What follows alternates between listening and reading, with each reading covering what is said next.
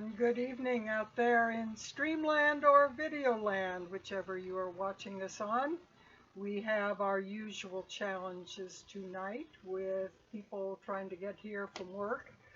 We're doing the best we can, but we've got Lynn getting things thrown at her at the last minute, so she will be just a touch late, but we have the rest of the crew all here, including Mike, who has multiple challenges on his end, so it's always fun. So we have a pretty full crew tonight.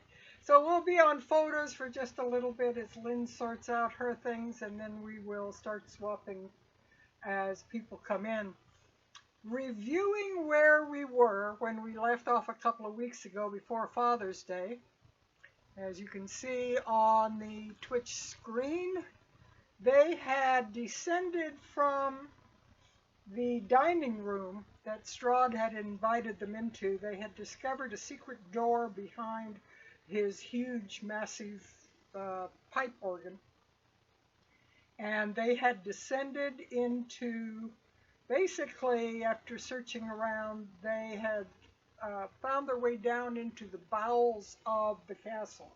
They went down and down and down, probably like 80 feet or more, very, very long way down a circular stairwell, and came out into this corridor where you currently see them. They had done this because Epotus had been doing a detect person on it. What's it called, Apple? Locate object. I was detecting his very fancy coat. And he had, when last seen, when the ability expired, he had seen this coat in the vision, if you will, descending down into the bowels in like the center of the castle. So he had a vague idea that Strahd was somewhere downward, and they had followed him downward, and somewhere probably northeast of them in general. That's about the only thing that they've got at this point. So they came into this room, which had these cots on it and some skeletons laying on it, which, not unsurprisingly in the D&D world, suddenly became living or unliving skeletons as Epotus crossed into the center of the area. Epotus, would you please give me a quick perception roll so that I know just what you are noticing on these skeletons? A 19. This is my thing. Right. You quickly glance at the skeletons and you notice that all of them are in your sight, and some of them are slightly out of your sight, but you can tell that there's probably 10 of them, even if you can't see. I'll show the people in Videoland what you are. It looks like this to him, and he can't see all of the openings in that area, but he knows that there is movement from all 10 of these cubicles that you were able to notice and count as you came into this corridor.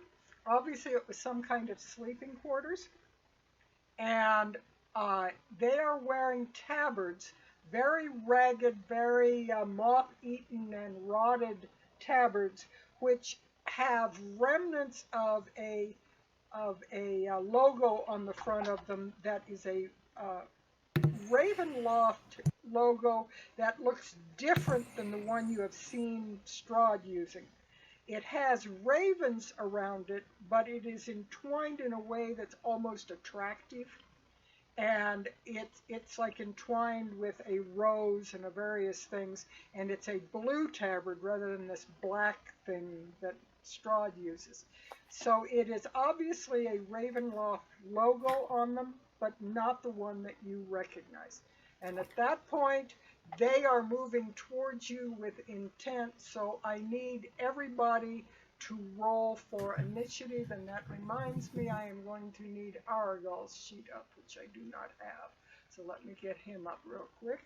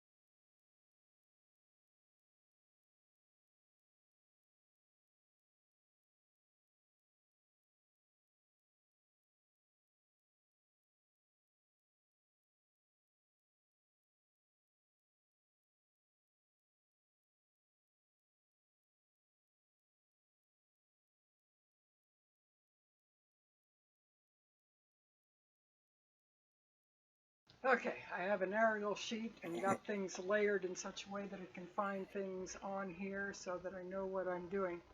All right, let's see what we've got on our rolls. I've got to give him a roll. He needs his initiative roll. Where's his token?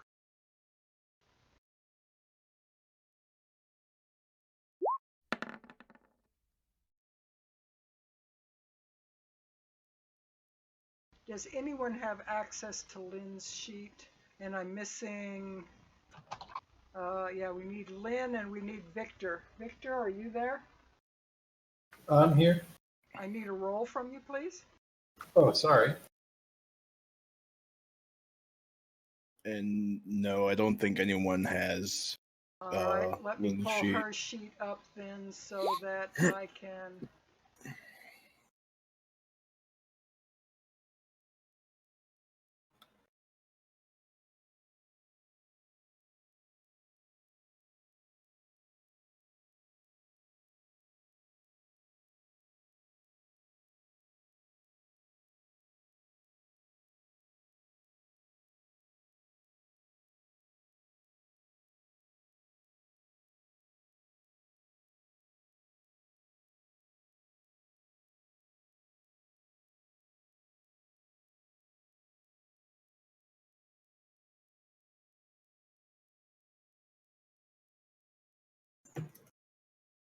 Okay, Mike, you should be able to roll for her, and you should now be able to see the screen, which you couldn't before.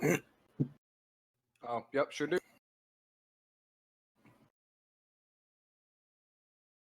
Give me just a moment.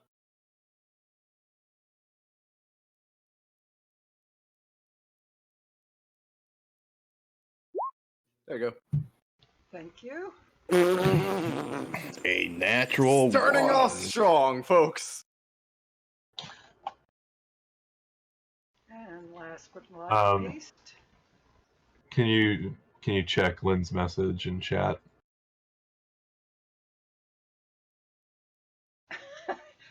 I had to get a roll on you. He won't be doing much. Don't worry, hon. He'll take care Why of would you. you let him roll my stuff? All I'm trying to Problem with me. Also, hi, Lynn. hey, blame me. Anyway, let me. No, I blame him, but It's Another- okay. I put blame Mink another for s- everything, anyways. He's the Only reason natural. why I was. He was the reason why I was playing Lucio all those games last week. Oh dear. All right, let me use an off-camera sort of skeleton for the roll so that I don't lose it on the screen. can I redo mine? Because that's not my roll. She denies that roll. She refuses to accept it. Other hands have technically touched my virtual dice. This is not fair. Well, since Sylvia's got to move up anyway, it would make sense that she would be a little back in the order. So let me get them in order of what we've got here, and we will be ready to go into battle. Argyle is the first one. He steps around the corner, takes one look at these skeletons, and you can see his face. Let me get everybody pretty much up on video here, except for the ones that are still. Is it supposed to be a black screen? No, you should be able to see. Your token's on this. Well, I don't know since. There is dynamic lighting, so you should be able to see what your character can. Just the There we go. corridor. Now it's loading. Yeah, just the corridor. Yeah. Let's see. What was I doing? Oh yes, videos. Oh, if we're supposed to see a corridor, I actually don't see anything at all. I just see my character. You don't see a corridor ahead of you? Here, No, this is. just Can you see? blackness. Last you see time the you green? saw it, I see your ping, but I don't see the corridor. last time you saw it, you have sight. There should. I mean, I have dark vision. If by dark vision you mean vision of the dark. No,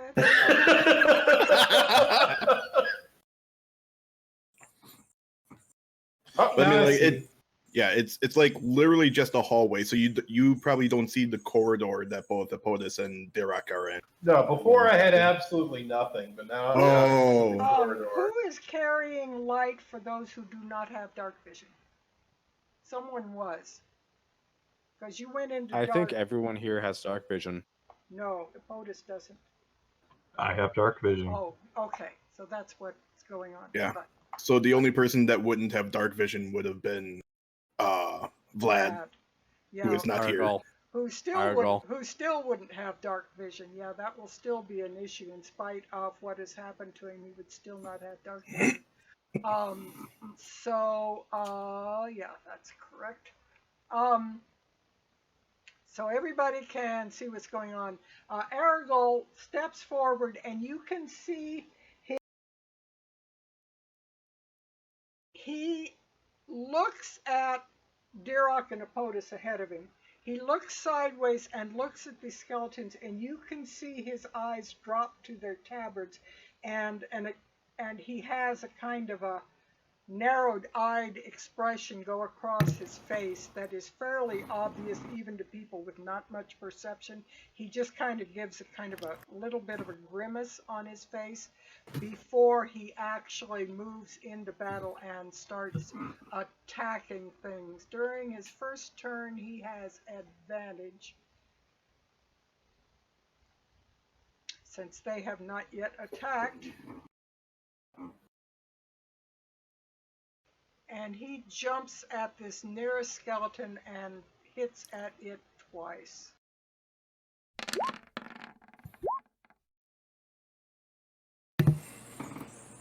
And a 16, let me check there. Yeah, 16 and a 21. Both hit it. In fact, with advantage, he critted on his first roll. So he is, whoa, all right. He just wiped out that first skeleton and then some. Geez, maybe we should have him kill Strahd for us. All right. Do you even suck, bruh? He just kind of looks up with a smirking grin on his face, like he got rid of those. And Victor, it is your turn. All right. So I'm going to go ahead and move forward so I can actually see here. All right, and let me check the distance. Oh yeah, I've got plenty of room. So I'm just going to run up and try and I'm going to try and hit it with my shovel. Let's keep things simple. All right. That is a whack for 9 points. And I'll continue up with my multi-attack here. That also is a hit, another 10. The skeleton remains moving, but you have basically disintegrated its rib cage. It is hopping on one leg, and its head is just about to fall off of its neck bones, because there's not much left. And Dirac. Before I go, I don't know if you guys can hear, but I am the proud papa of some more air conditioner birds. If you can hear them. All right. That just adds a nice sound effect in the background. Yep. You know, I funny. fly into a Almost. rage, and I'm going to attack this one down here. They almost sound like bats. Yeah. And hold on just a second, I want to try and get this video squared away. I still haven't gotten it handled, and I need to. Lynn's video is not up, his video is not up, his should be, but is not. I'm here, but Roll20 apparently wants to lag. That's fine, that's fine. I'm just going through the checklist, that's all. Don't mind me. Okay, there we got that one up. All right, Apple's up, Brett's up, Mike is not. I need to get his video up. When I'm having to do it piecemeal, I have to go through one at a time and do this. All right, we sort of got the pictures. They're a little off center, but I'll correct it over time. At least we've got most of it at this point. All right, I'm good to go with my attacks. Yes. Alrighty. 1 and 2. That'd be a 19 and a 23. And Lynn, no, I don't know why your sheet wouldn't be working. There's nothing that I know of. Yeah, it's just not loading at all. And then, of course, Roll20 is like, we're having interruptions with your access to our site. And I'm like, Yeah, I've gotten a red box on it a couple of times tonight, so I know what you mean. If you're trying to bring up your sheet while the red box is active, it won't let. I was trying to bring it up before the red box showed up, and then the red box showed up. Yeah, might Roll20 have seems to be having some problems tonight. You might have to wait until the red box goes away before you can bring up your character sheet. She is. She's waiting. Anyway. No, I'm being impatient and keep pressing buttons. But All right, Dirk, both of those hit for a total of 20. You wiped out the one in front of you. Anything else, Dirk, before we move That'll on be to the remaining skeletons, which there aren't much of? The skeleton in front of Victor will lift its short sword. It only has one arm left, but it whacks at him with its short sword as best it can.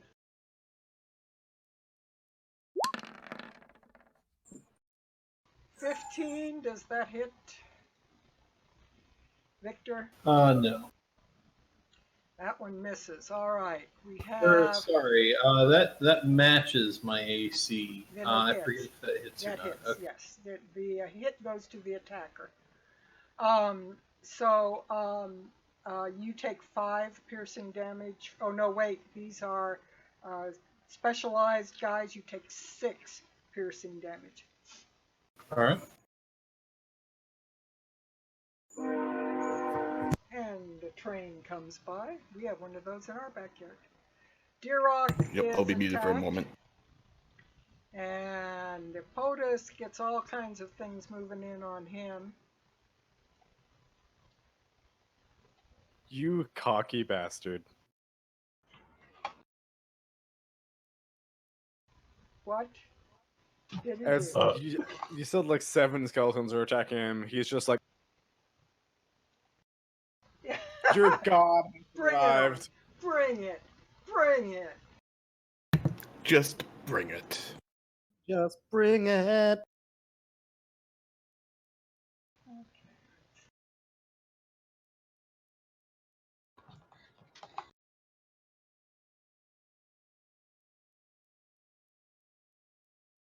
All right. So all of these guys, except the one on Deerrock, are all going to be whacking on POTUS. So first one on Deerrock does a whack for a 19 attack. Is that enough? That is. All right. So that is 7 plus 1 is 8 piercing damage on Deerrock.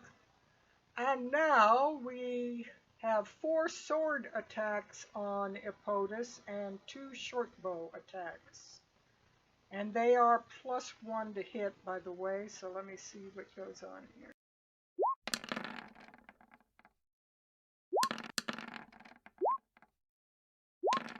Boy, the first 2 clearly missed, even with the plus 1. That would, with the plus 1, it would be a 9 and a 13. The third one and the fourth one both critted.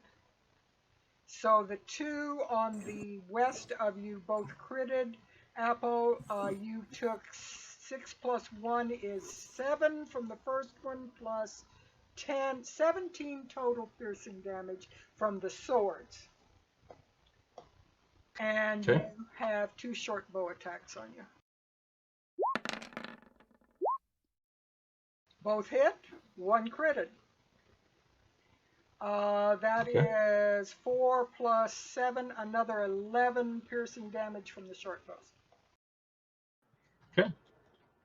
And we move on to POTUS, who can now retaliate. I'm going to spend 2. Let's see, what is it? Yeah, 2 sorcery points. I'm going to cast Protection from Evil and Good on myself as a bonus action. They have disadvantage to attack me. And then I'm going to use my action to whack at this guy, and then if he falls, I'll whack at that guy. Now, are you using the Sunblade, I assume? Yes. At what radius is your light? Since Victor is also in there trying to fight. It starts as a 15-foot radius. It starts as a 15-foot radius. I have to use an action to reduce it. Sorry, bro. Bonus action to reduce. Well, I already used my bonus action. He's kind of out. I will consider him slightly around the beam of light at this point. So I mean, it's only a problem if he's within 15 feet of me, right? Yeah. Which is that doesn't seem right. Well, it's daylight, and if he's blocked from. Well, no, I mean we're 5 feet, so this is at half scale. So, yeah, he should be outside of the radius. Because if you look at our icon, it's only 2.5. We're only 2.5, so we're at 50 foot, 50%. So, yeah, he's outside of the. So long as he doesn't cross this line, he should be. Something is off. Yeah, fine. I agree. Something is off. We should be 10-foot corridors. I agree.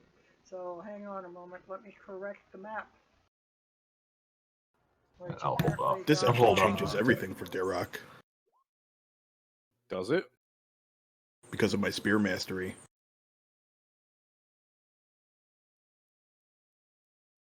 Oh, you need to change the grids should be 70 pixels and 5 feet. They are. That's what it is. Make sure that each one is set to 5. I am. Like, I know that you can. No. Okay. Well, we won't worry about it. The grid is enabled and it's showing this, and I know these cells are 10 by 10. So what I'm going to do, let's see, I'll have to make this a 10-foot grid in order. I'm gonna. Yeah, the grid should match if they're larger. What I'm gonna do is I'm gonna drop out of the game. I'm gonna stay in Discord. I'm going to go on to Shadow of the Veil and. There we go. Tell you. I'm gonna work. I'm fine. We have it figured out. Mike. I can DM. I know how to run Roll20. I'm fine. I just simply am trying to find out where Roll20 had a hiccup. That's all. I'm going through the checklist to figure out what is going on. Okay. There we go. We're good. Alright. I'm gonna slash the northern zombie, and then if he falls, I'll slash the southern. At first, I'll stab this one in the butt, and then if that one falls, I'll stab that in the butt. Okay. Yeah. Okay. So Sunblade hit for 20 radiant damage and wiped out the one you were attacking, which was the northern one, correct? Yep. And then he'll bring the blade around and stab back to the one directly behind him. And that hits as well. Yeah, that hits as well. So with 22, that wipes out that one. And I'm going to put aura on you and make it visible so that others can see the Sunblade aura. I can go ahead and add it.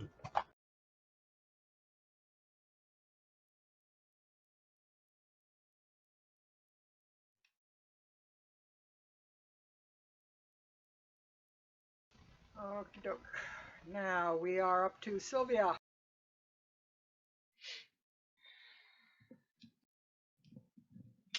Okay, so they're in that room fighting a horde of skeletons, I'm assuming. Yep. Alright. I'm gonna peek around that corner and check and see everything good.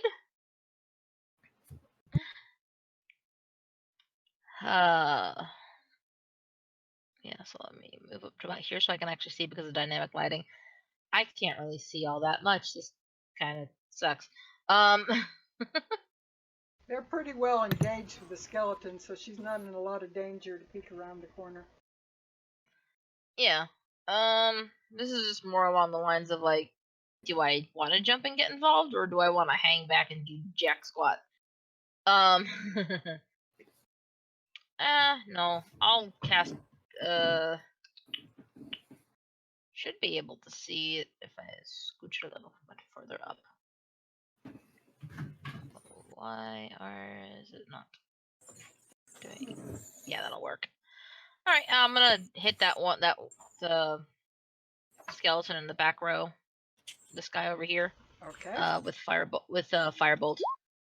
Singo, you did indeed hit him, and you knocked off most of his rib cage, and a lot of things go bouncing into the wall and back. He's pretty well damaged.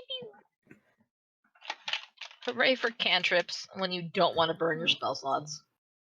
Exactly, they're very useful. Like I do all Anything the time. bonus to do before we move on to Aragal again? Okie doke. Aragal moves forward to the next skeleton.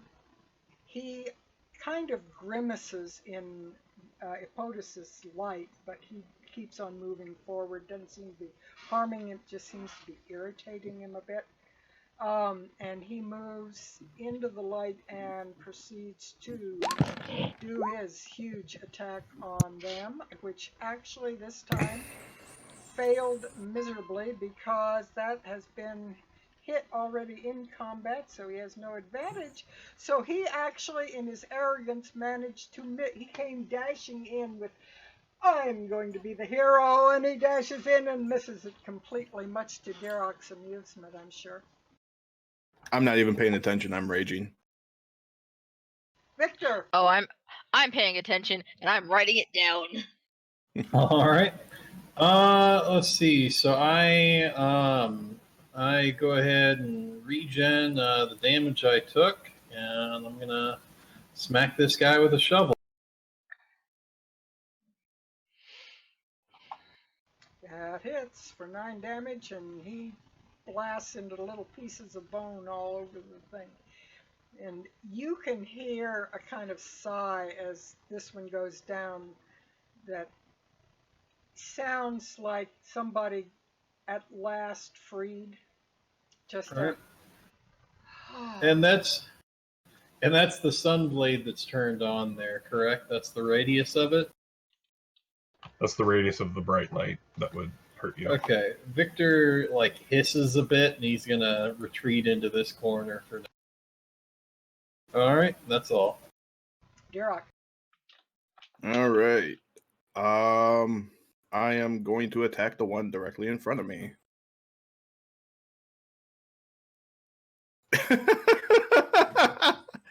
Wow. Did you just miss? I think I don't know. I think you Oh, did God. notice Aragal, and you are laughing your head off at him. does that, I'm assuming is that 11 a miss? That So now 11 is a what? miss. There we go. That one is not. That one. He been maxed.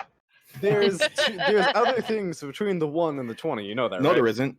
No, there isn't. Yeah, it's not 1s or not 20s in this game. No in-betweens. This is all we do. He blasts that skeleton into smithereens after irritating himself on the first attack. And then I pretty much just ignore Aragal and I go in to help Epodus. Pretty much just flank his right. Let me see how. Okay. And then for bonus action, I'm setting my spear's reach to 5 feet. Very good. All right. Skeleton. The one nearest Darok will hit at him, and the one nearest Epodus will hit at him with swords. Will have disadvantage against me. With disadvantage, and their additional, it's only a 7, so that one misses on Darok. Rolls that's a definite miss. He rolls a nat 1 on that one, and with my spell, I want to know what his net 1 is. His nat 1 is a 5. Mine is bigger. Hooray for E-Kings. Oh my god. We just got demonetized. Yeah. As if yesterday we didn't already. Yeah. Well, I make so much money on this stream, it's just terrible. Don't I wish? And as We'll just pay off all the lawyers. as I do with my games, when they nat 1 on a miss, they have to roll to see what the result is, and since it is under a 10, he proceeds to roll damage on his neighbor, which means the damage went on him, which is 7. So he actually damaged POTUS's one. And Your the two, line is crumbling. the 2 with short bows both attack Dirok. Whoops, that's the wrong one. I rolled short. Ring So it. let me try again. Short bow. The first one missed entirely with a 7. The second one critted with a 10 plus 1 is 11. 11 damage from Dirok. All right. And we And are back. is that halved or no? No, it is not halved. So is it a 5 or a 6? That would be a 5. Okay. I always round down in D&D. POTUS. Super straightforward. My turn. Yep. Super straightforward. Slash at the first guy. Hit. And that's the guy on the south. Yep. He's gone.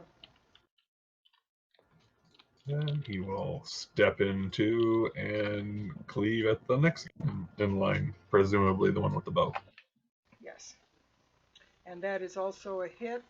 That one is still up. And is there anything else I can do? Not that I want to spend a bonus action on, so yeah. Bonus action, you might want to shrink your radius is about the only thing I can think of to allow Victor to... No. You dick. You made your choices. You just don't want him to participate in this game. He made his choices. Fine, I'll shrink it by 5. I think I can only do it 5 a round. Yeah. But I'll freaking shrink it. Just had to be a freaking vampire. I'm sorry, Victor. My sword is just too big. I can't help it. I have to wield it with 2 hands. And then this is when Twitch beef.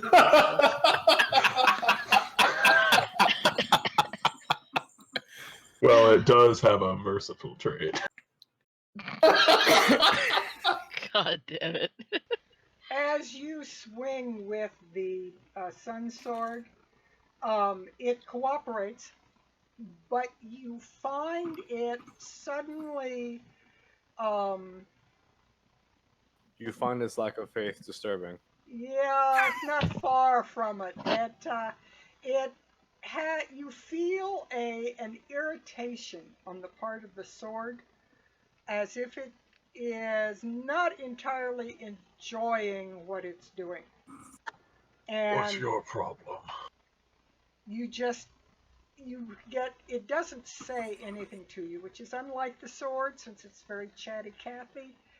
You just get a kind of sullenness sensation from It's it. like, I guess this is my job. I guess I gotta do my job. And it seems abnormally uncooperative, more so than anything you've felt before. Something is apparently affecting it in several ways. All right, we now move on to Sylvia. And I'll be right back. I need to check on something. Let's see here. So those 3 skeletons over there are still up then? Yes. I'll just retarget the first one that I hit and was like, you're standing just shouldn't be happening. Pew pew. Hit for 8, and that's enough to take that one out. Any other actions? If not, Argal, in disgust after his miss, is going to move forward.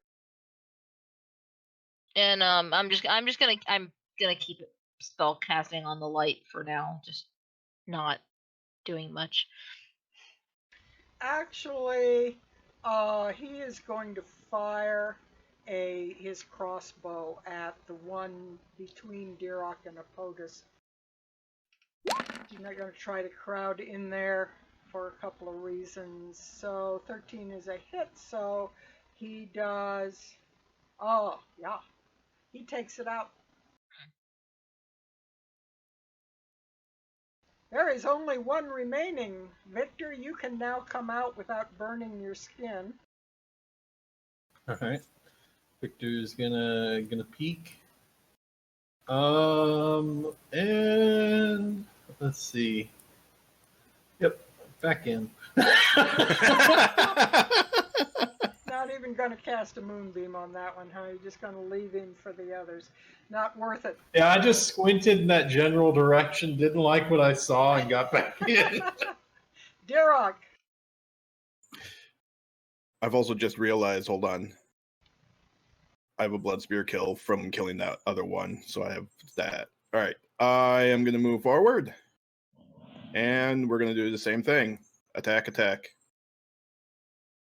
You what? 229s. He's done. You are out of combat. And then I'm going to roll again because I don't like that 6. Blood spear kill. 9. Sweet. So I get a 9 instead.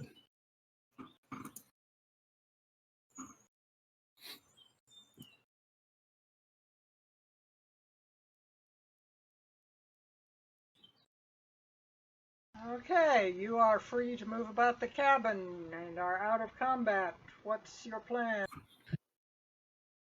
I guess I kind of have to wait for Apo to come back. Or I guess not. I'll just start walking forward.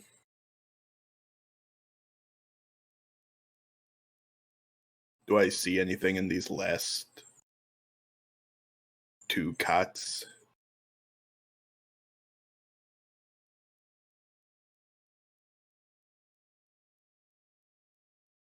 Just a second, I'm looking to see something here.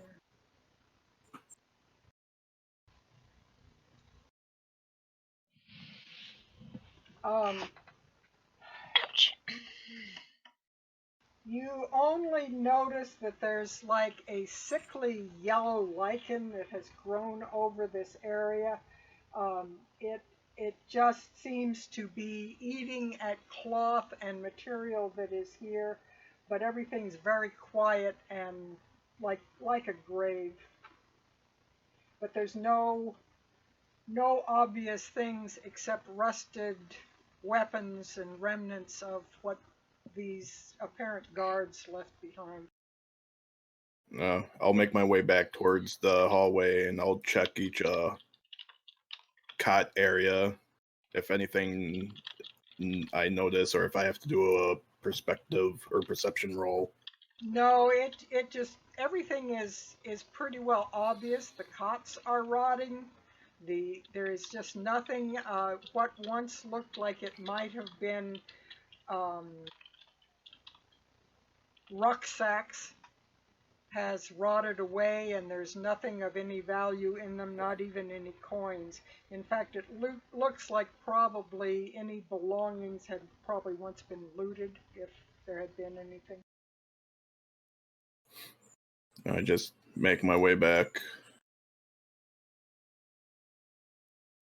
All right, so you have a choice in the group of going back up or continuing northward through the door at the north end of the hall.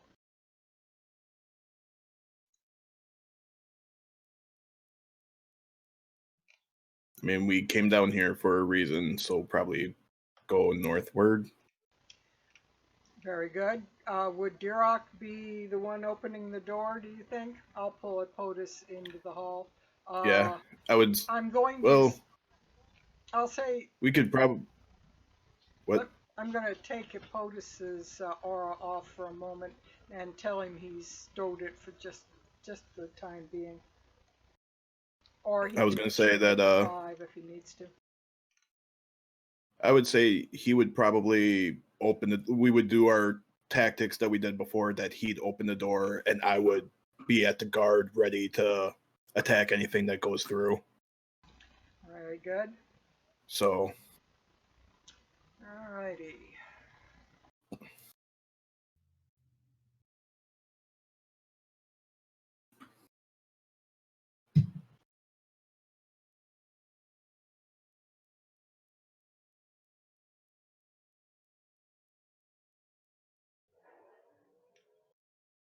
As you crack open the door into this room, you see a room that is really in bad shape in many ways. I need to look at that again so that I can get the right information on this.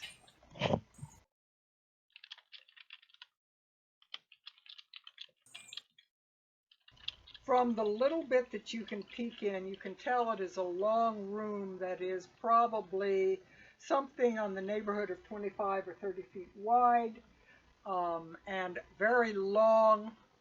It is, to give you the exact measurements quickly here so you know, it's about a 60-foot long room. So it's about 30 by 60, I think. Yeah, it's 30 by 60. And it looks like it was once a dining hall or mess hall of some kind. You can see a table, but the table has been deformed somehow. You can't tell from this little crack that you're looking for. The table looks strange, very strange. You can see dark stains all over the brick floor from just the little bit that you're looking in, and you can see piles of something just out of your vision inside the door. You can tell something is heaped up to the side of the door somehow. Also, he can't open it all the way. Well, I'm saying right now you're just peeking in to see if there's any dangers, and I'm giving you what description you have, because I'm going to be swapping what you look at in just a moment, so just hang on. Okay. And you don't see anything initially in the room. There is a heavy kind of feel to the room as you do it, just more so than a lot of the castle, but this dark feeling that the rooms here tend to have. Now let me swap you to a visual.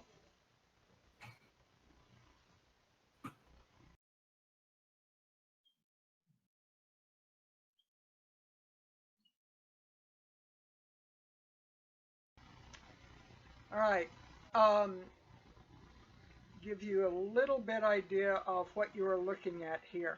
You open the door the rest of the way, and what you are seeing is immediately, with what you can gather with your dark vision, there is a bas-relief sculpture on this wall that is odd. It's individuals in contorted poses, almost like you're looking at pictures of Dante's Inferno. Twisted, contorted bodies reaching in strange ways and so forth. The whole room has this sickly, dark brown look to it. The walls look like they have been smeared with clay that is very red, and they have this kind of sickly appearance to them. It doesn't look necessarily like it's a time wearing that's on this. It's something else. And the table itself is also this strange, bumpy, gnarly brown look on the thing. The table extends almost the full length of this 60-foot long room. And there are chairs all along each side and at each end of the table, but they as well have this gnarly, bumpy look to them. You can just barely tell at the limit of your vision that at the far end of the room there is a door on the far end of the room. But all you can tell is there's a lot of it. As you look to either side of you, as you just step into this room, you realize that the piles to the side of the door are piles of bones. A pile of bones almost as tall as you are, Dira. Huge pile of bones. And you begin to realize as your eyes adjust for the darkness that what is knobby on these walls and the table and the chairs is protrusions. You can tell there were bones stuck on, or these made out of bones, and then clay of some kind has been slapped on over the top to make these contorted bas-relief figures that are on the wall. I go to Apodas. It's a large room. It reeks of death. I'm guessing that I'm not standing next to you. Sorry. No, you are. Okay. We were doing our normal yeah. tactics Okay. of you open door, I look in. Okay. And I have shrunk your sword, or had you put the sword away so that Victor... Yeah, he would probably... Okay, so I actually have a question with the sun sword. That if I shrink it down to 5, sheath it, and then pull it out again, is it back at 15? Or is it still at 5? I'm going to make a ruling and say it remains at whatever you set it at. Okay, so then we would put it at 5, stick it back in, because, like, I have it... When we think we're going to deal with Strahd, that's when I'll... Sorry, Victor. To go Super Saiyan on them. Do you see anything moving? No, but I see large piles of bones, far higher than I can stand. Alright, well, if there's nothing moving, let's go in. Right. And Aragol almost shoves past you to go in. He immediately moves himself in. It's like he's eager beaver trying to see what's there and what's going on. He's almost too eager in some ways, but he goes into the room. Epotus enters the room and he's gonna poof a divine sense. And let's see. Give me a Constitution roll. Save or check? A check. You actually are forced to take a step back out of the room for a moment just in order to avoid the overwhelming sense of what you have felt in this room.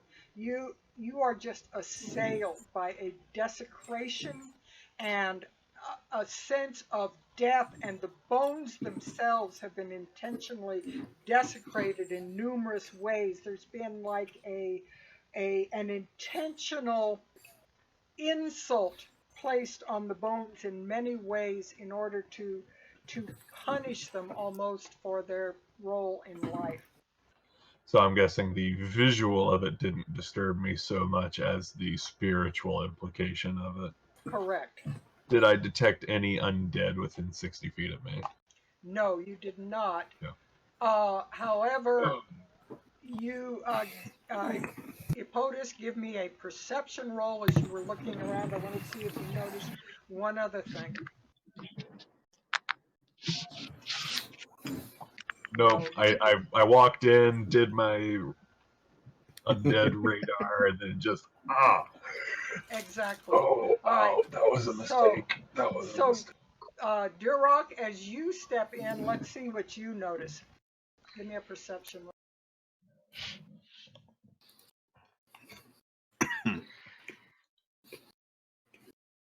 That's a 12.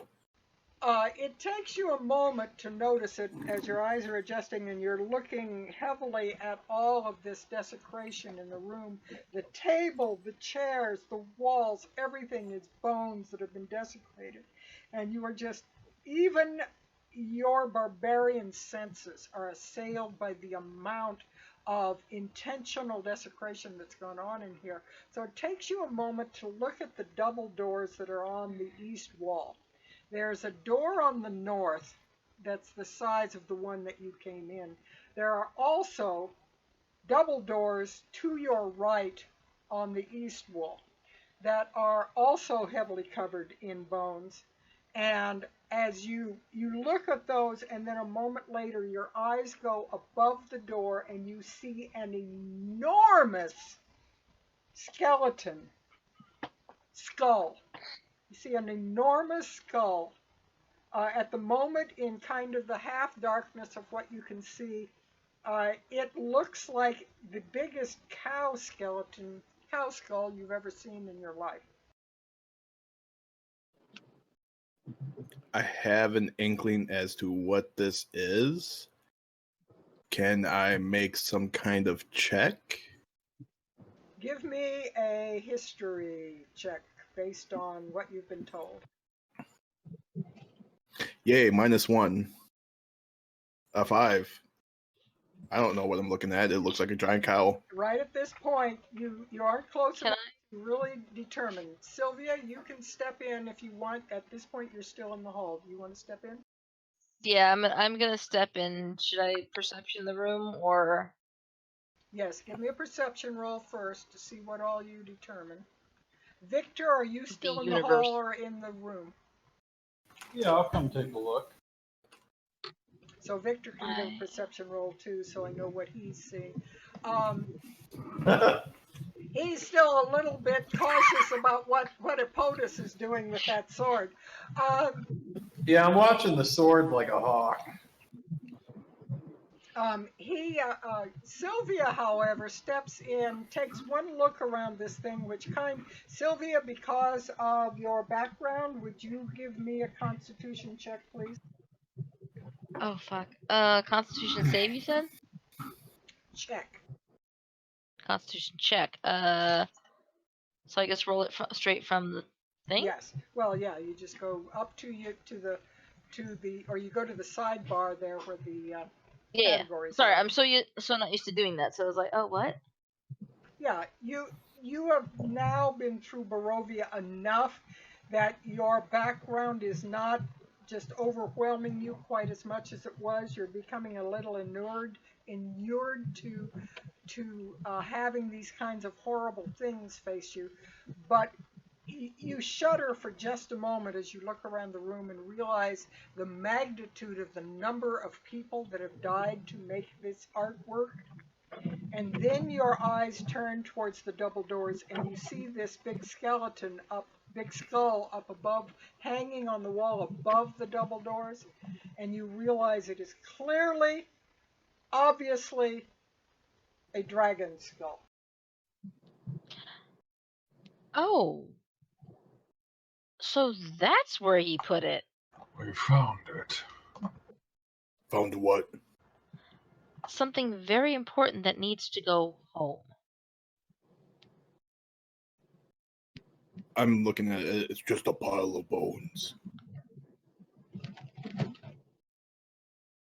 Jock, do you remember the that one building we went into, the temple with all those beautiful dragon artworks? Yes. And that they were saying that something important was missing from the graveyard that was there? Yes. She's gonna motion to the skull. That needs to go home. That's just a giant cow skull. Sweetie, that's a dragon. Look at it and look at Epotus' face.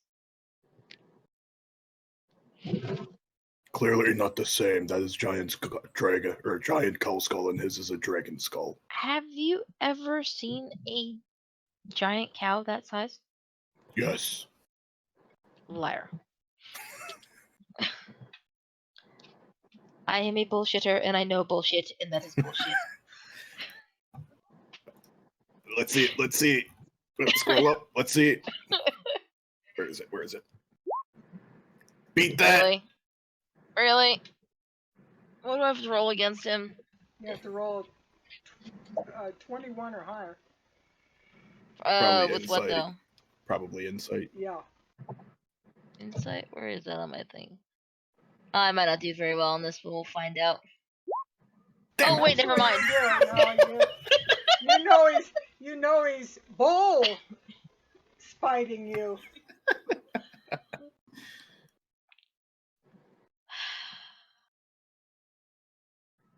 So we need to come back here and take that with us. Be aware that this skull is probably 7 feet long and 5 feet wide.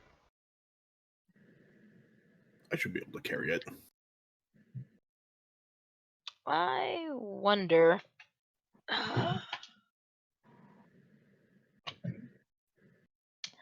I wonder what's in a wonder ball. We should at least move it out of this room. If it is the dragon skull, this room is clearly meant to be desecration and perversion, and the skull deserves better. Well, it does, but I don't think we can move it just this moment. Well, I'm actually trying to see something real quick. One second. Sorry. Nope, I have that ability. Where is it? Oh, there you are. Jirok? Oh yeah, we're fine. It was hidden Okay, behind something. so- That's okay. Dumb question. It has to be a living creature for polymorph to work, right? Yes. Okay. So I can't polymorph the skull into something else. I think it's true polymorph that you can polymorph objects, but we're obviously not at that level. I'm not sure. Damn it. Also needs a living creature. Oh,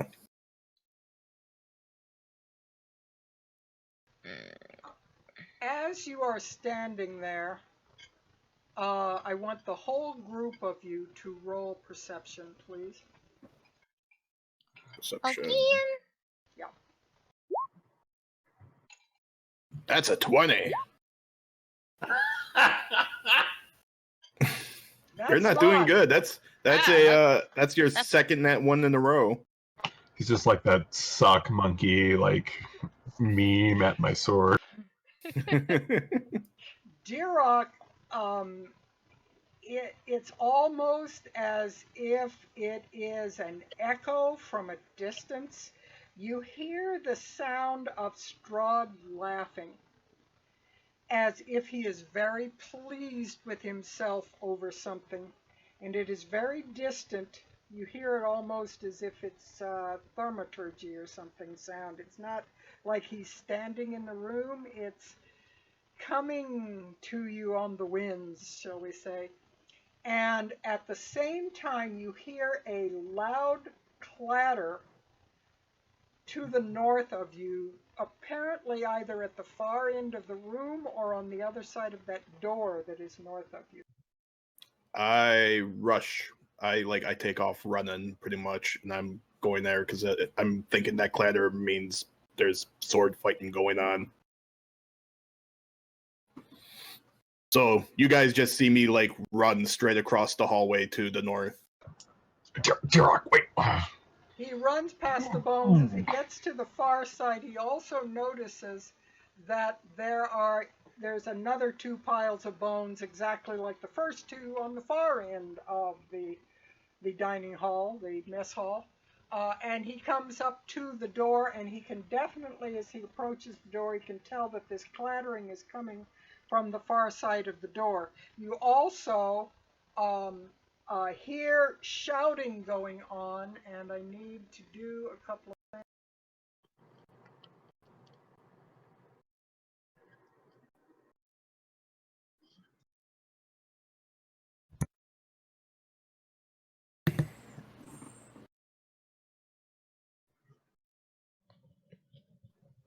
And of course I didn't have that sheet up, which I should have.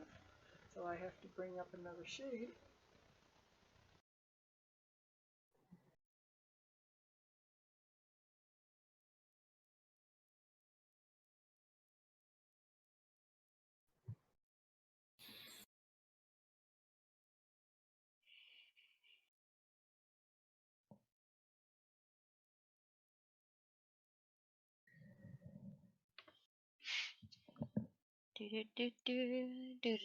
Okay.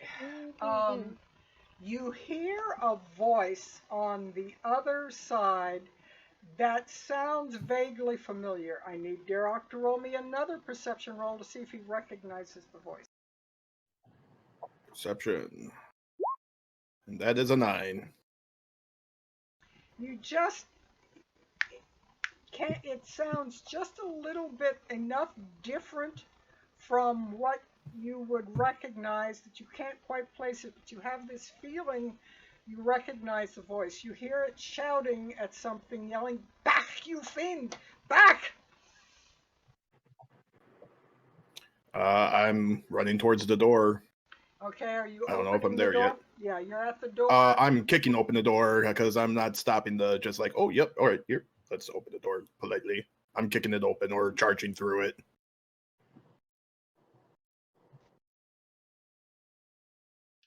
You open the door and move through to a room that looks like it was once a common room of some kind, but everything has been smashed and broken.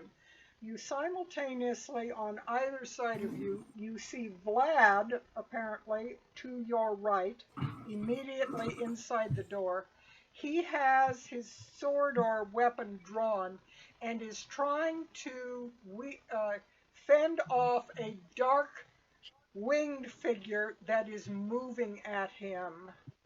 Let me see here. Let me pull a form on this so that you'll have some idea of what it looks like.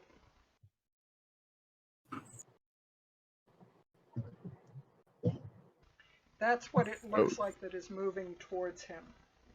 Have I seen that before?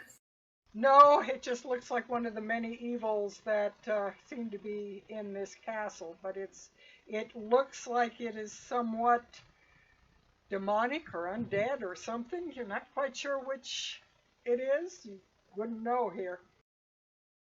Well, I see Vlad in trouble. I yell back, Vlad! And I'm going to start running through the room. I would yell loud enough for everyone else to hear, too. Otis pursues.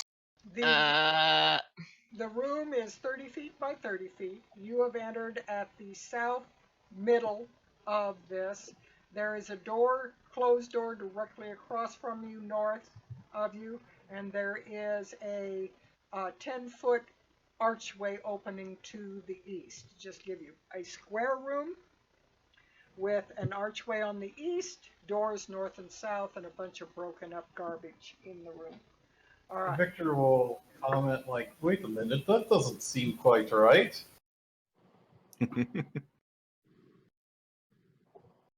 And I will also pull his character onto this visual that you've got here.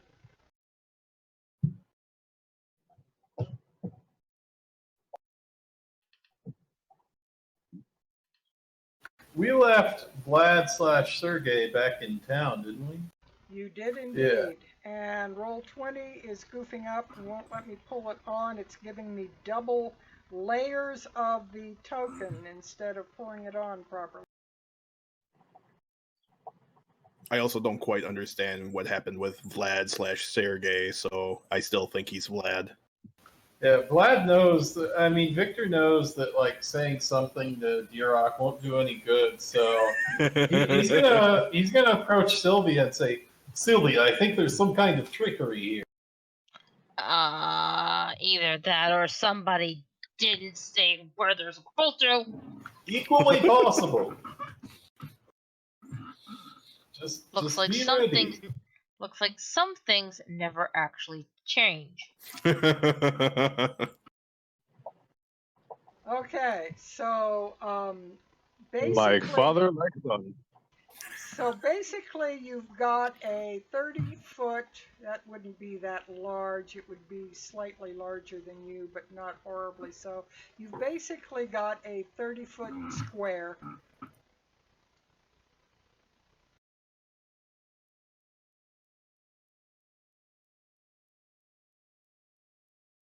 Door, archway. And you guys are at the lower door heading in to fight this creature. Basically, you're in. Who is actually moved into the room at this point? That would be me, and I would be running towards Vlad. All right. What are the rest of you doing? I will follow Duroc because this warrants at least to something to take a peek at. Same, but I'll keep a cautious distance from. I'll keep a cautious distance from Apotus because clearly I'm fascinated with the sword. Yeah, fascinated in a negative way. All right. So, You're roll for initiative. The demon will as well. Demon or whatever this thing is.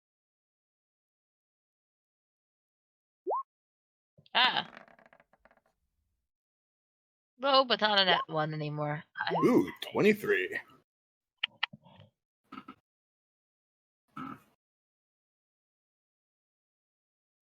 I have like 6 layers of Sergei on this where it keeps laying one over the other. It won't properly lay the token. It's doing all kinds of strange things with this.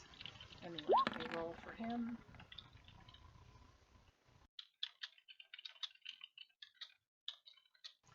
Put him over there for right now, and whatever this sheet, I keep trying to go on to other pages and everything else, trying to get it to reset, but it doesn't. I'd probably have to close it and open it again in order to get to move. All right, let's see what we got here on Twain order.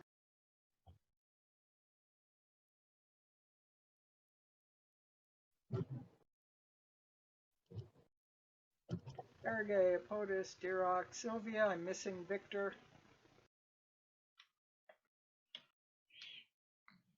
Victor.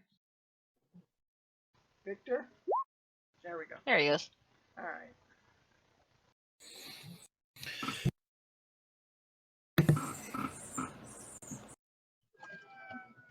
Duroc, you are first up. So I know that we can't really do anything with this because this is just a custom room making thing with the lines and whatnot. Yeah. About how far away would 20 feet be from the demon thing? The room is 30 feet across, so 2/3 the distance of that square. So like right there would be about 20 feet away from the demon is what I'm asking. Not from Vlad. Away from so right here would be about. Let me see what the measurement actually is on this. I'm just curious what it's like 10. Yeah. Okay, so kind of double what you're seeing there. Okay. So yeah, like right about there should be about 20 feet. Yeah, there it is, 20 feet. I will use my bonus action to set my spear, and I am targeting the demon if it comes close to me.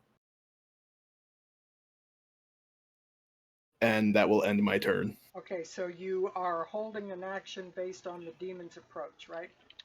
Yes, essentially it's my my spear mastery. I can receive a charge and do basically a reaction attack. My apologies on the stream. You are going to have this Sergei name laid over what you're seeing there because Roll20 is being Roll20. And it's got all these things laying over it that I can't get rid of.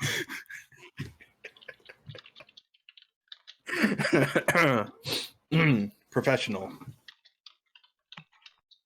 Apotus.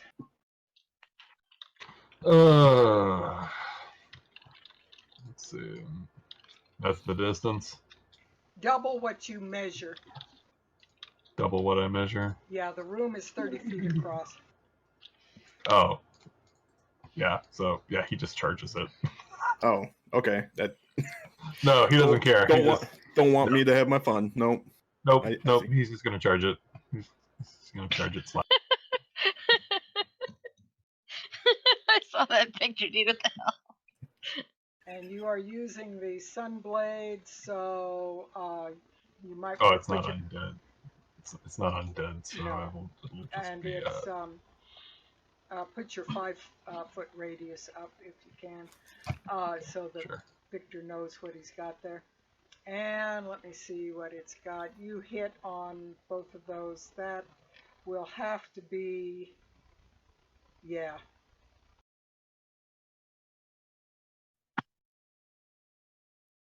Okay.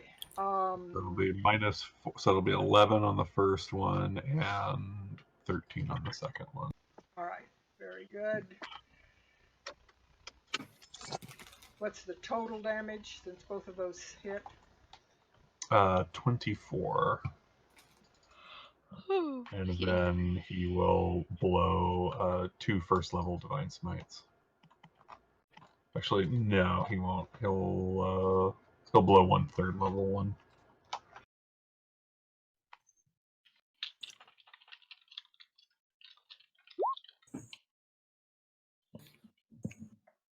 I can't even read the thing. I'm going to have to ask Yeah. you guys what a lot of Yeah. these are because it's got all So- these so little it's- things on top of it.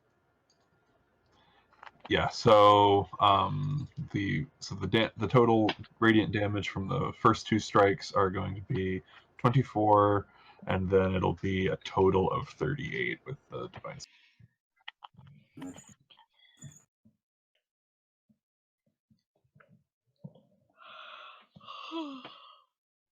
Excuse me.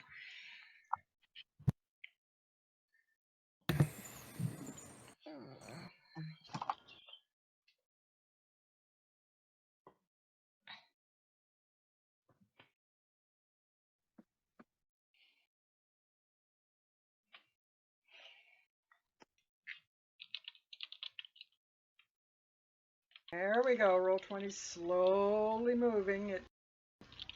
Chug, chug, chug, chug, chug. Insists I'm moving something when I'm not, so I'm trying to get it to stop moving it.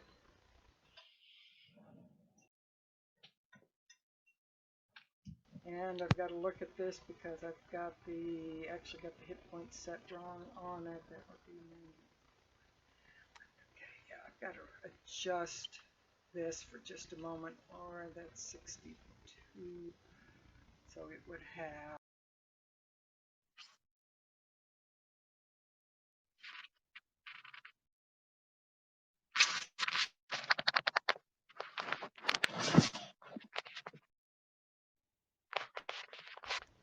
All right.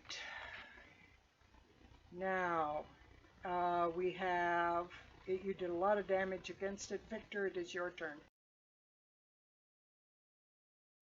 All right. So Victor is going to kind of take cover at the doorway, and he's going to go ahead and he's going to drop a moonbeam on the enemy here. I'm actually tempted to drop it on Vlad to see if the shapeshifter effect kicks in, but I won't do that, at least not yet. All right. Keep it active. Yeah. we'll put that to use in a minute. All right, so that's 21 or half.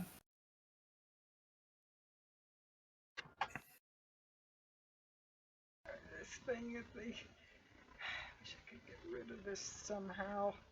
It's blocking my view of everything.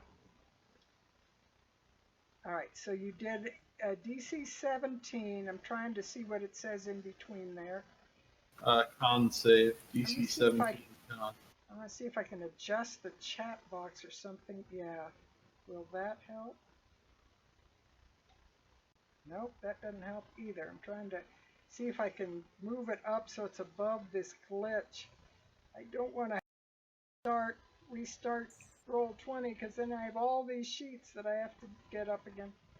All right, and you did, so that is a con save. Took me a while to read all that. Con save, and I don't even know what he rolled.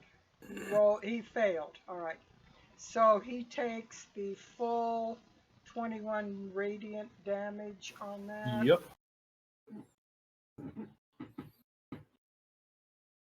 And keep in mind, Moonbeam does have some secondary effects pertaining to shapeshift. Okay. It doesn't affect him at all, but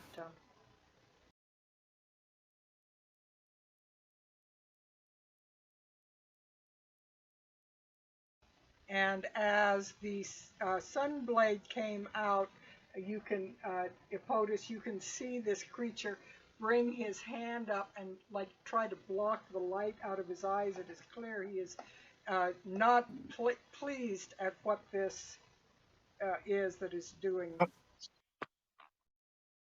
Don't know why Correct. it kicked me out.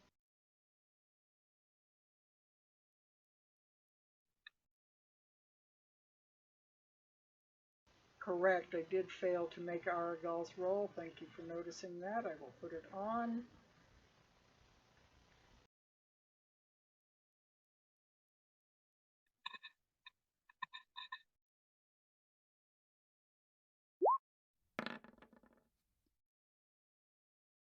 So actually he would have been just ahead of Victor.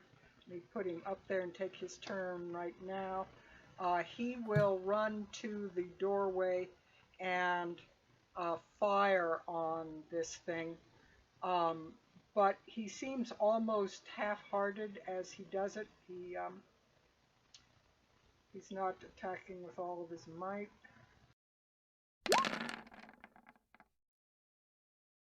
And he misses. And now we have Sylvia.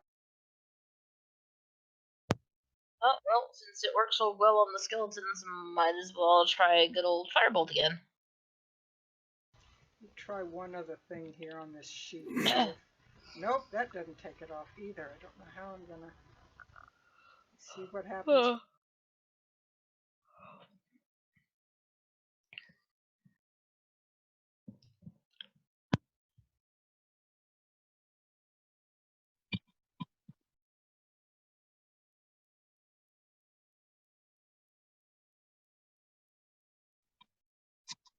Nope, when I extended it back out, it was back again. I thought for a moment I had gotten rid of that garbage thing on there, but it's still there.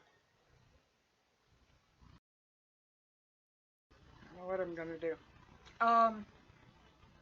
So Sylvia made a 27 attack with a 12 damage of a firebolt. Alright, let me see what we've got here. 12 damage.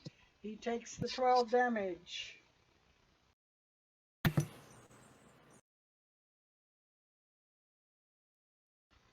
And it is now its turn.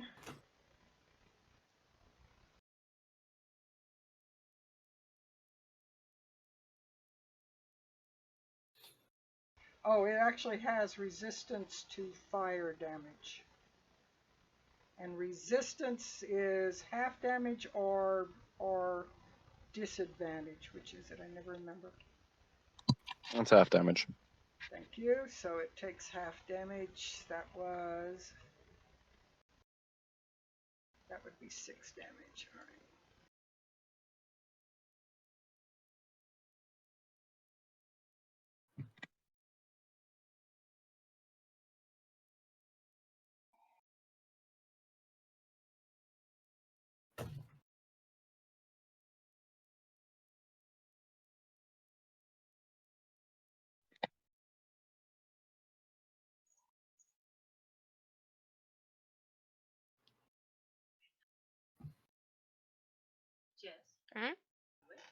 All right.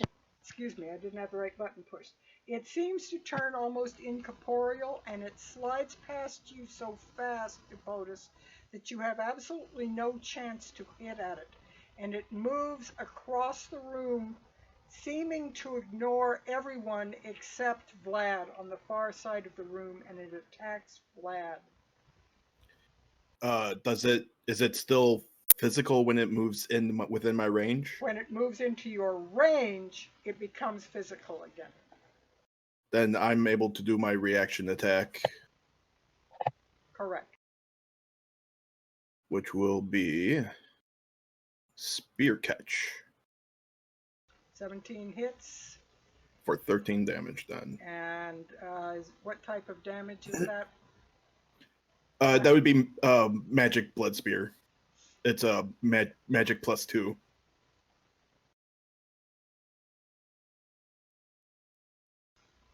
All right. It attacks, it claws at Vlad.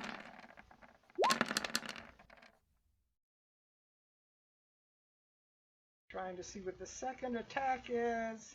We see what his, yeah, that one misses. They both miss. In the process of moving, being hit at, and becoming incorporeal and back to corporeal, it manages to miss Vlad as it claws at him. It is Vlad's turn. Vlad, what would your character be doing if you can hear me? Is there any sort of light source in the room? No, actually there isn't, I don't believe. Just Epotus. Oh yes, Just the Sunblade if would, that's the case, yeah. if that's the case, then I think that the Shadow Demon creature would get advantage since Vlad can't really see.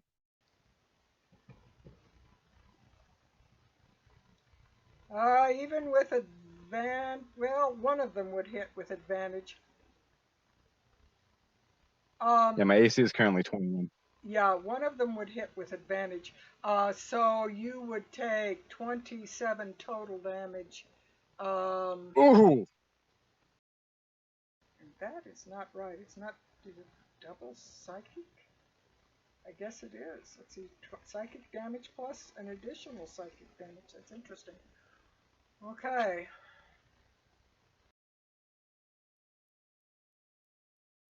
And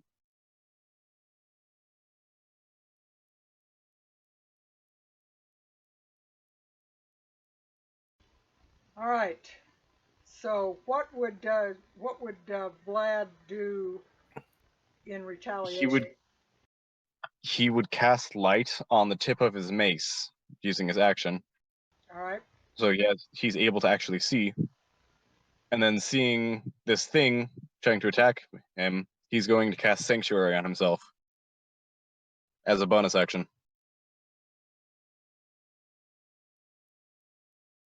So it now has anything that attacks me now has to pass a Wisdom DC 18 Wisdom saving throw.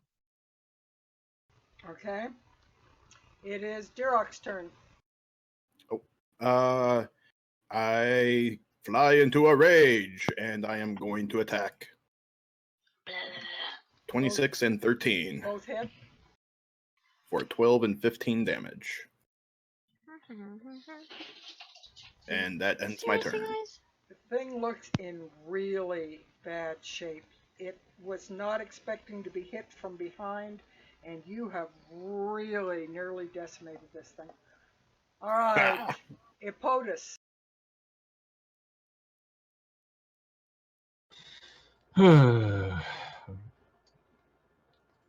Guess I'm coming back to work. And we're gonna go for a stab. The 29 hits, and with that radiant damage, it screeches and reaches out its arms as one last desperate attempt to get its claws around Vlad's neck, and then dies. And as it dies, it just kind of sinks into a pile of ash on the floor.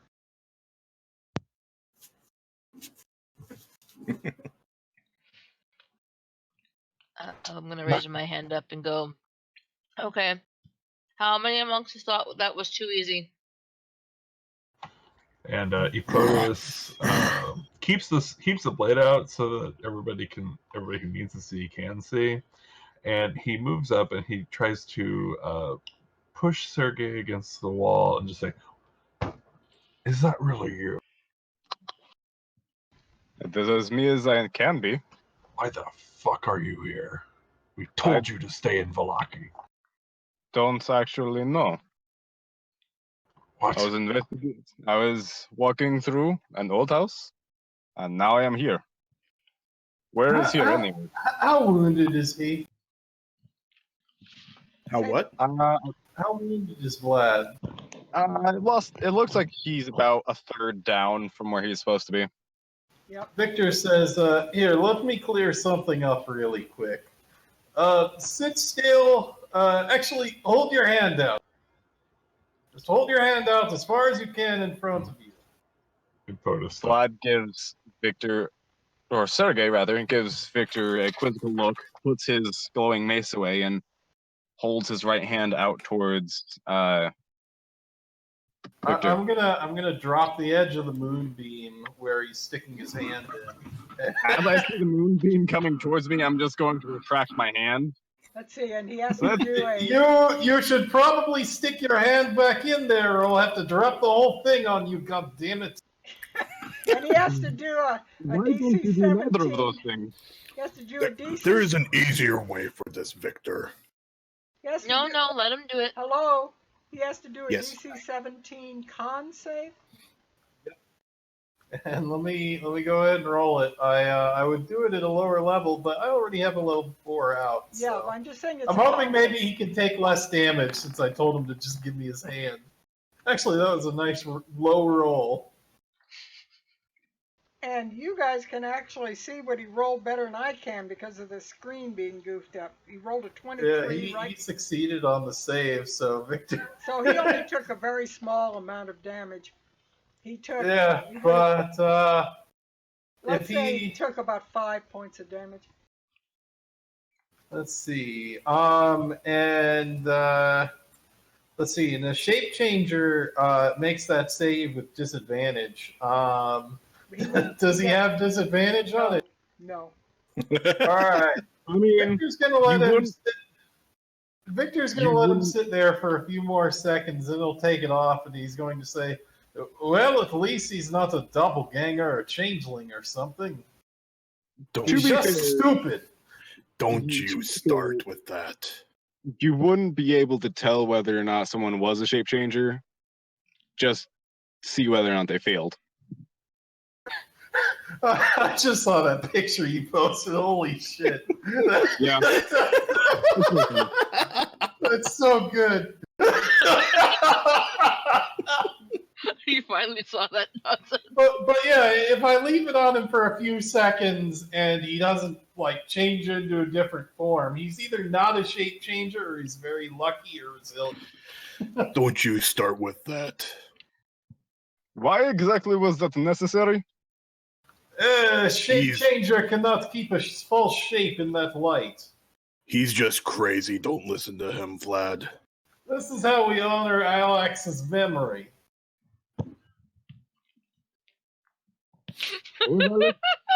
For people who weren't here in the first half of the game, there was a character named Alexander that died. Ippotus, did Victor say that like out loud? Yeah, he actually said that. Ippotus sheathes the sunblade and he moves to just pull a torch out. Oh, That's much better. respect has been gained. Oh, So, Alex. how many games? Victor will go ahead and turn on, or actually, for the rest of the duration, I might as well just put it over here on this door.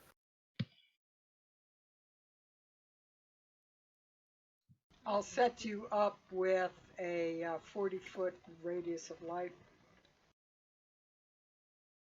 Anyways, Vlad, where here is, this is the devil's home. This is Ravenloft. Yes. He looks around like he's trying to figure out exactly what this room is. And then he goes to the south door and peers through and just looks very sad.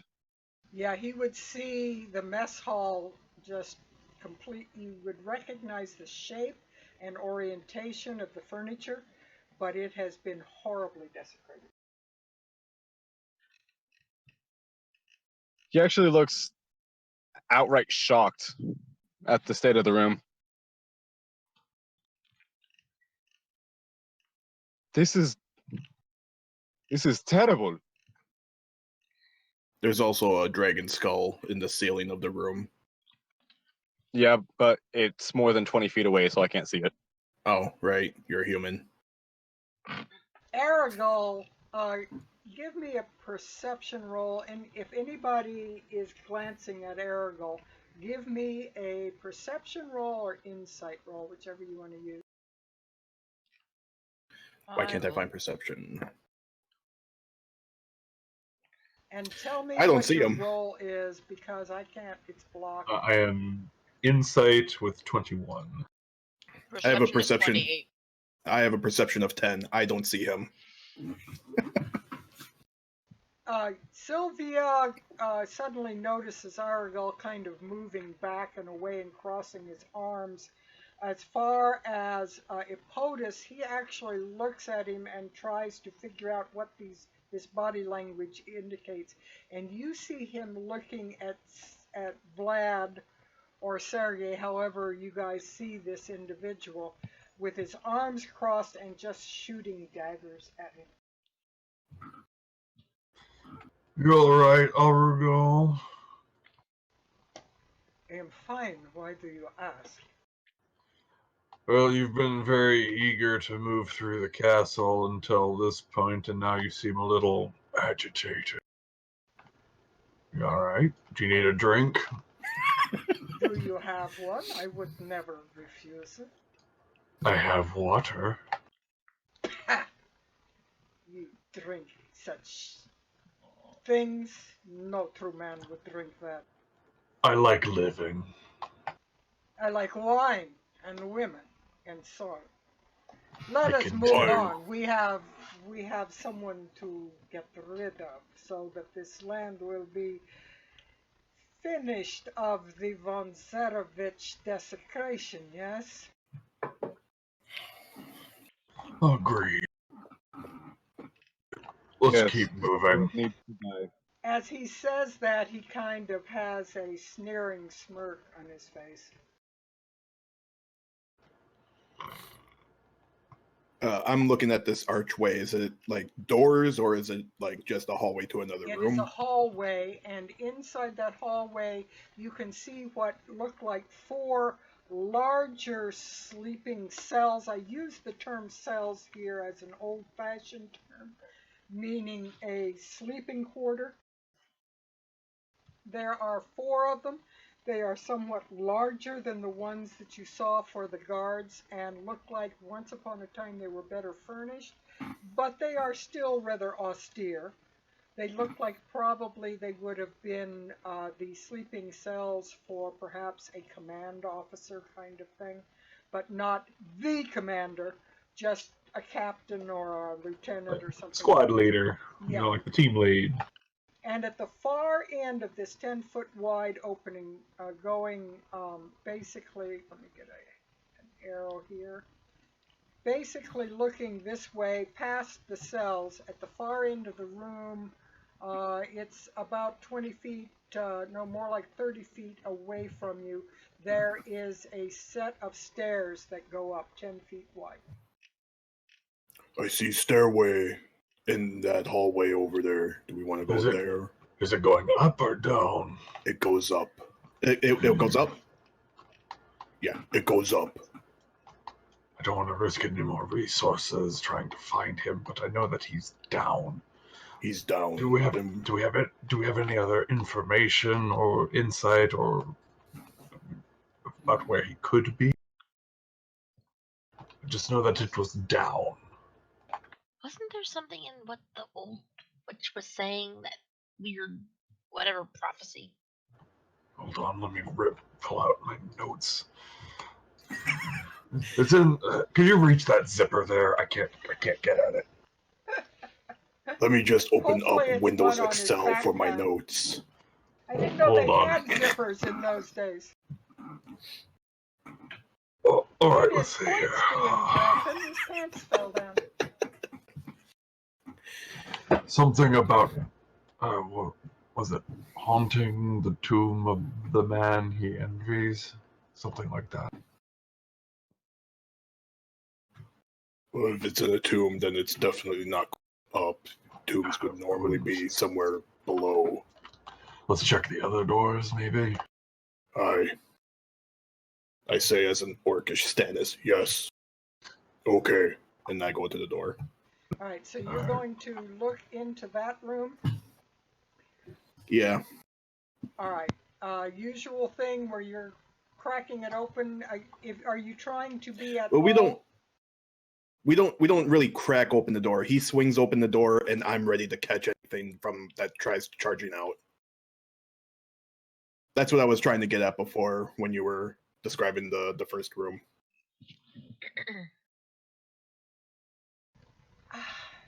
Roll 20 is giving me conniption fits. All right. Let me. All right. So you just swing the door open to see what's there, and when you open the door, you see the elf that you had seen when you first entered the castle. That one that had the screaming minions around him. The servant. Yes, in just a second, let me put his radius on so that I know. Is he, see what his radius is on that? Yeah, 10 feet, okay. So he would have that on.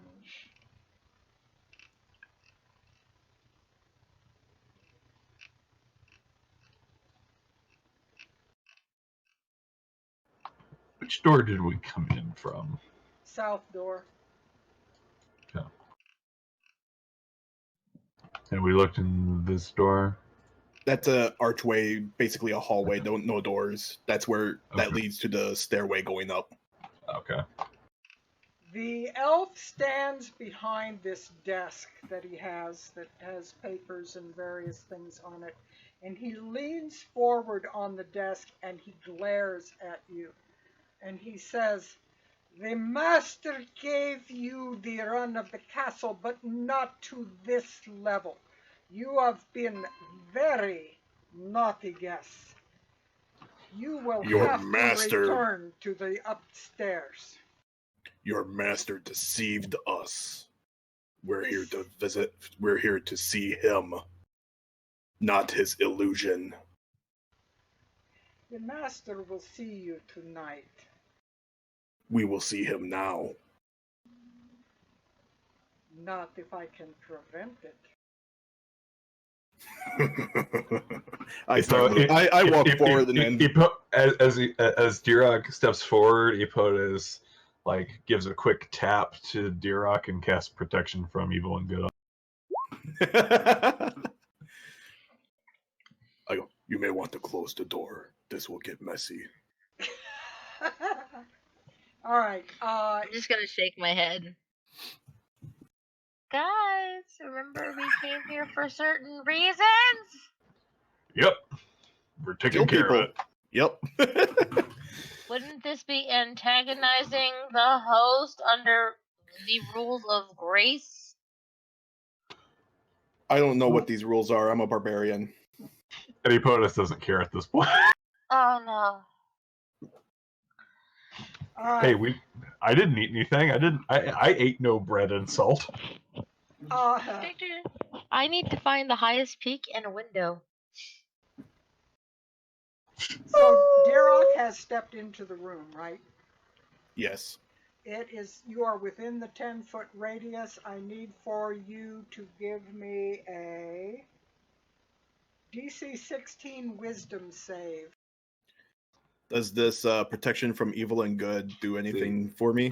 It grants against aberrations, celestials, elementals, fae, fiends, and undead. The protection grants several benefits. Creatures of those types have disadvantage on attack rolls against you. You can't be charmed, frightened, or possessed by them. And if you already are charmed, possessed, or frightened, you have advantage on any relevant saving throw to that, but not any additional effects. So if it's not a charm or fear, or possession effect, then you wouldn't have advantage. But if it is a charm, fear, or possession, then you would. Is that one of those three where I have advantage, DM? No, it is not, and I want to put something here so I can just roll for it easy. And what kind of saving throw did you say? DC 16 wisdom. Wisdom, okay. And I have a +1 because of my Stone of Good Luck. That's an 8.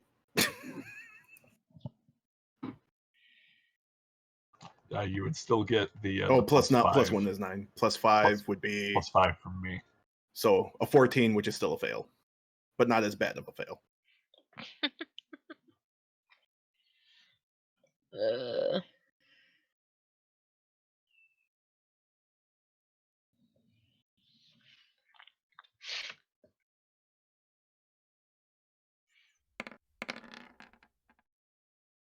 You take 13 psychic damage as you Ooh. hear this screaming, and it connects you. You can hear and suddenly realize that the room back behind you with all the dead bones in it, you can hear some of the voices that almost seem to echo off the walls of that room.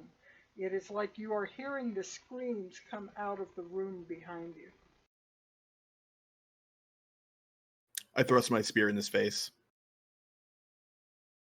Okay, with that I need to get rolls, and let me put you onto an actual battle map, which will make this much easier. So don't roll yet. Hold your rolls. Yep. We learned our lesson last night. And let me move you up to where you would be.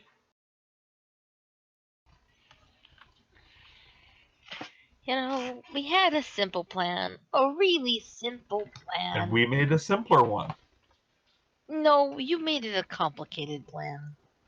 We did no such thing. Yeah, I think this is a good plan. See, Kill. we're friends. We're friends now. Growth. Yeah. Exactly. We're seeing eye to eye for time.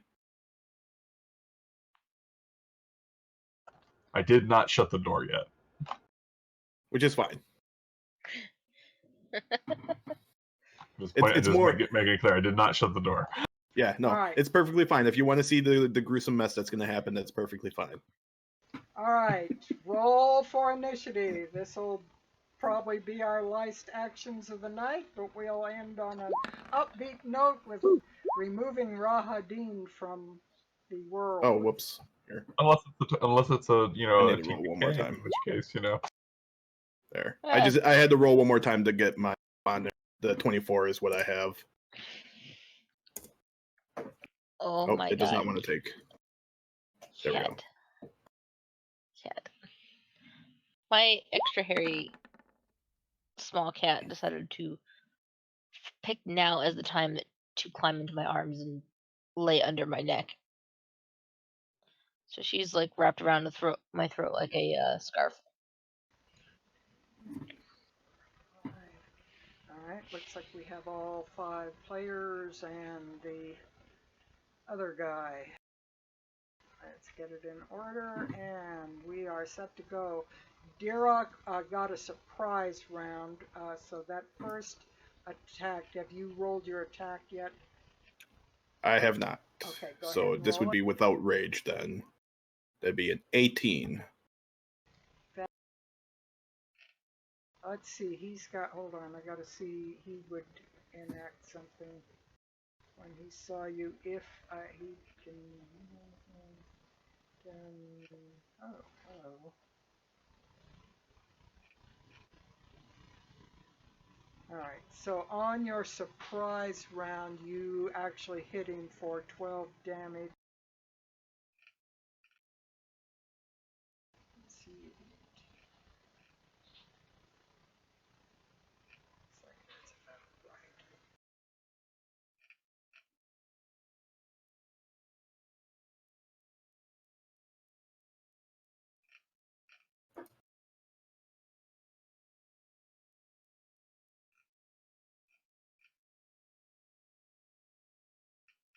Alright, 12 piercing damage on the elf. Let's see if he has any resistances that apply. He does not. Alright.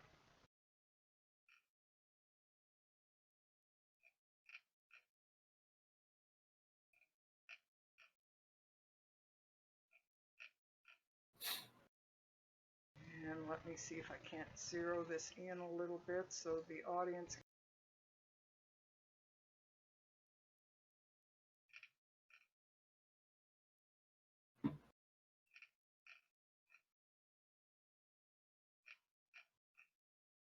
That looks like it's better for you viewing people. All right, let me also do something here. This has gone away from what it should be. There we go. Now I can see the initiative rolls and things. Wish that darn thing laying over it would go away. All right, Dirok, now you're actual. You had a surprise round. Now you get an actual attack. I fly into a rage. Attack, attack. 17 and 20. I've actually got another thing open now, so I'll be able to read them because I've got a separate sheet open over to the side, so I'm able to read the attacks. Thank goodness. All right, both of those. No, the first one does not hit. Really? The 17 does not hit. Do you have advantage? No. So the 17 does not hit the 20, however, does for 14 damage.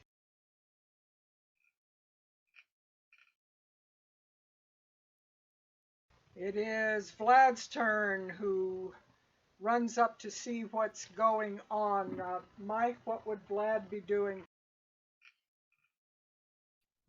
Sergei is going to cast. Can he see into the room right Yes. I did not close the door. He is going to cast Bless on Dirok, Apotis, and let's say Very good, and I learned something on the other game that I did not realize. There's actually a way you can set up, perhaps Apo will explain it so I don't have to try and remember it. There's actually a way you can set up where you can click a checkbox whenever you use Bless so that it will automatically add the additional on any attacks that you have. Apo, do you remember how that was done? I did not set that up. I do. So the cogwheel, there's core, bio, spells, and cogwheel. On the far right of the boxes is labeled NPC. Check the box that says Show Global Attack Modifier Field.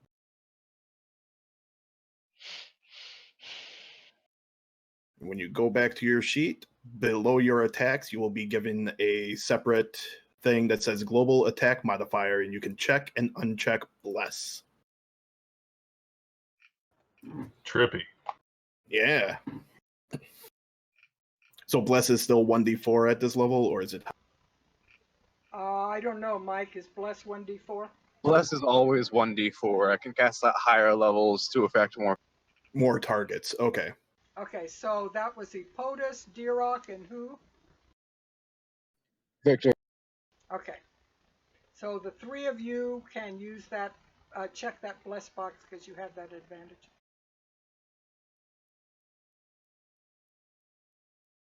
And then Sergei is going to very neatly step out of the way of the door, so he's no longer in line of sight with. Roger, got it. Okay, and with that, we are to Sylvia.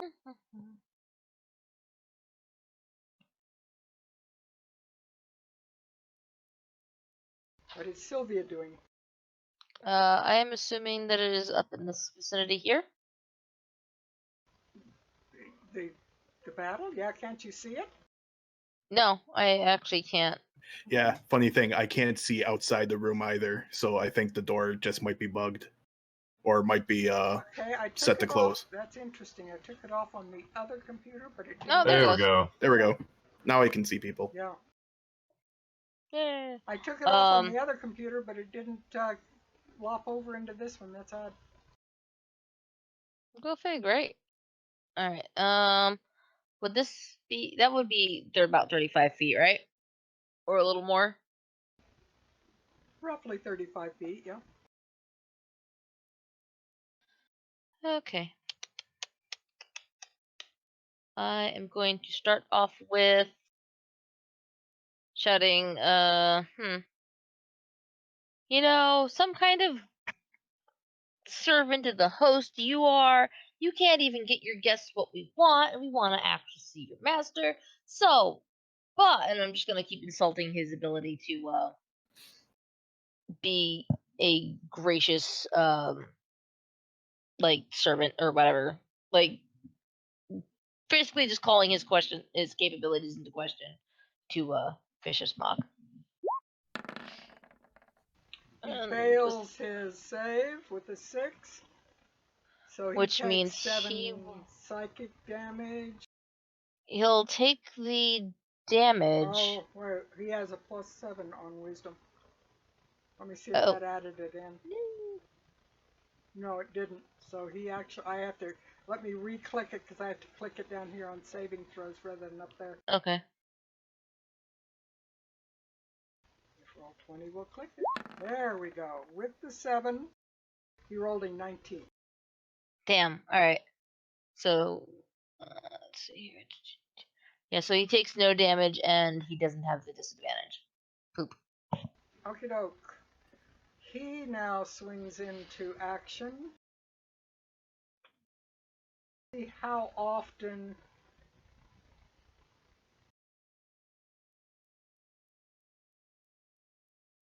I want to see what that screaming thing does. He can force all creatures that can hear the screams to make a DC. Okay, and is that a bonus action or just a creature within 10 feet is protected by a mind blank spell or bonus action forces all creatures? Alright, so he will simply go on to his attacks. He will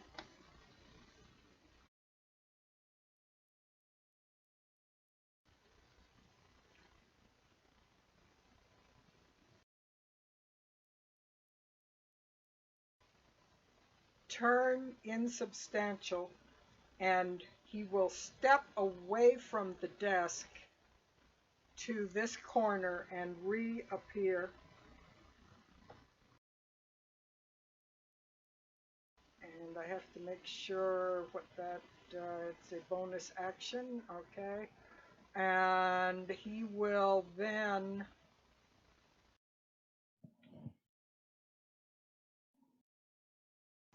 throw a weapon at Deerrock, throw a dart at Deerrock. He has Twice disadvantage. Okay. He rolls a 23 and a 15 with disadvantage. He misses. Even the 23 does? Oh, the 23 is disadvantage? Yes. Oh, then that hits. All right, so with the 23, you took 17 or 7 piercing damage plus 7 poison. Are you raging? So, I'm raging, so I'm just taking 7 damage total then. Right. Yeesh, if that 20-something was a failure, I'd hate to have seen what the actual success roll was.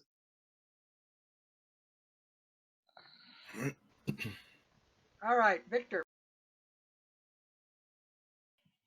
All right.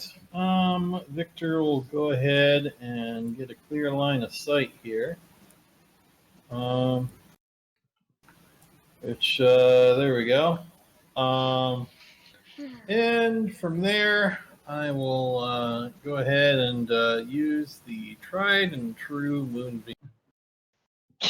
Gotta run out of spell slots, man. You haven't used that many, I don't think. This is only like my second spell this session. That's true, but how many from the session before that? I think I only used 1 or 2 slots. Yeah. All right. There we go. It's a con save, which he has a special advantage on, so let me make sure I roll the correct one. He rolls an 18, so he takes half damage, so 23 is 11. Yep. It's radiant, though. He's not affected particularly by radiant.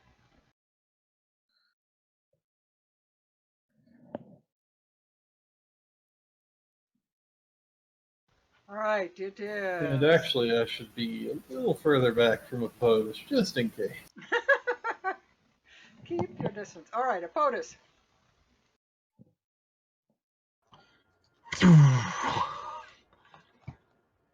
He just runs straight for him. And do I have to make the save? Hang on, I'm looking. You have, yes, you will have to make the save on his radius. Do that first. That is a, what did I say? A 16. Wisdom 16. Yes, you rolled a 16, so you are not affected by the screams. You don't take any damage. All right, and what are you striking with? The What am I? sunblade? Yeah. No, with my forehead. That might have been better in this case. You have disadvantage. The sword is fighting you.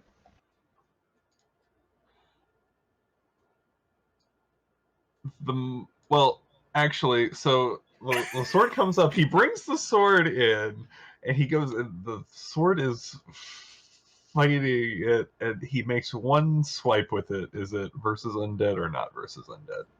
Not versus undead. So that's a 20. That does hit for 14. And the blade stops, and he goes, "Why are you fighting this? I can't work with you if you're not gonna work with me." And you almost hear it, it's like the sword starts to say something and realizes if you can't say nothing nice, don't say nothing at all. He does a, well, maybe, whatever, and it goes ahead and hits, but very reluctantly. I asked you a question. Like, I mean, Epotus is like fighting this guy, and he's muttering at the sword at the same time. Yes. You're basically having okay, to fight Rahadin and the sword. Just work with me here. What's the problem? Am I doing something wrong? Do you keep- need more polish? You keep having images of Vlad flash in your mind, and you can take that as however Epotus would see it, but that is clear that it is being instigated by the sword. Oh, you showed me pictures of Vlad? Mm-hmm. Oh, he's gonna take another slash. Even Even you with disadvantage. did not. Yeah, you had disadvantage, but you still hit him with 7. But it got me on that attack roll. Petty little shit.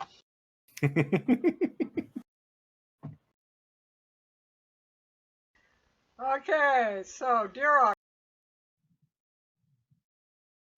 We end the campaign going full murder hobo. I love it. Caution has been thrown to the wind. Right. Before we get to my turn, I did message you. We're missing Aragol from the turn order again. I keep forgetting I gotta run him.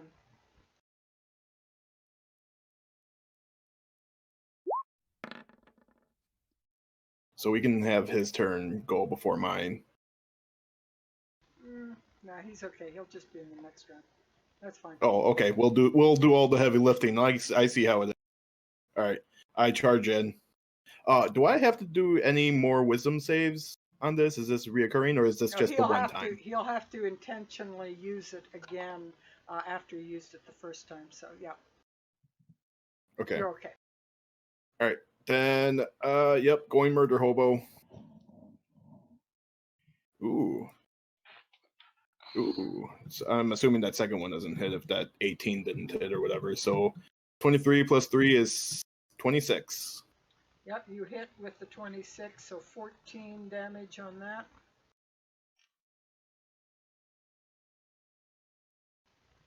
And that, I set my spear to spear's range to 5 feet as a bonus action, and that ends my turn. Okie doke. Sergei, what would Sergei do? Is he just going to hang back and try to do healing, or what? Sergei's a little at a disadvantage on his healing. Sergei is going to peek his head back around the corner, and can he still see? He can. The door is open. He can look in and see anytime he wants. He is going to pop his head in and cast Divine Strike, Sacred Flame. That's what it's called. On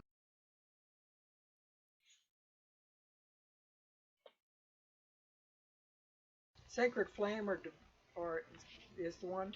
Sacred Flame. Okay. Alrighty. Make a dexterity save. Alright, let's make a dexterity save on him. He doesn't have additions on that, so it's just a straight roll, which is pretty good. Let's see what he does. 22, and your DC is 18. He actually beats it. Take 12. No damage. No damage, right. Okay. So it does not harm him. He deftly moves to the side and laughs as he does. Sylvia? Let's see.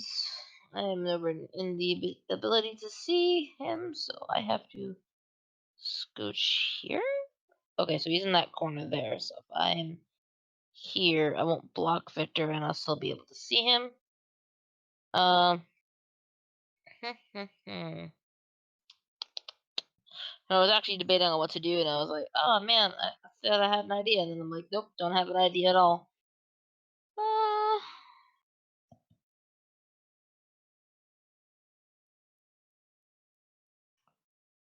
Hmm.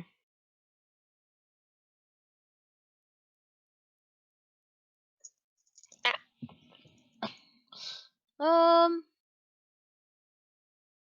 Hmm.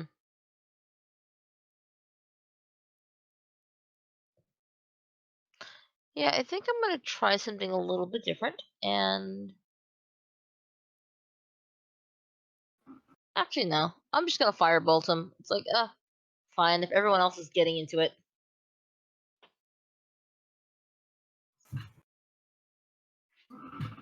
That does not hit. No.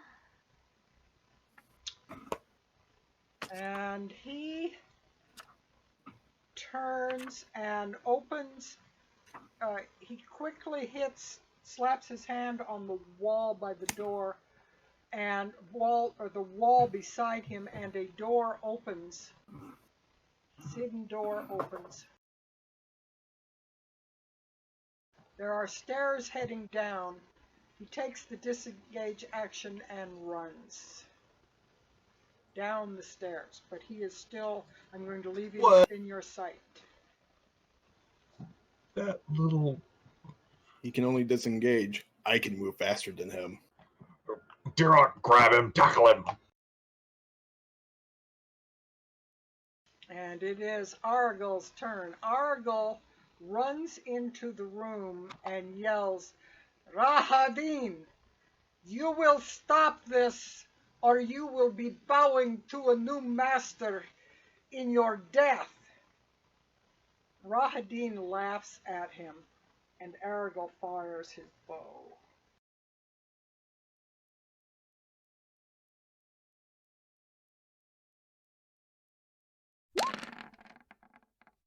And crits in. 4. That's gonna hurt. Yeah, that's gonna MVP. hurt. That's 10. Oh my god. 10, 38, 58, 61 damage. Nice. Jeez.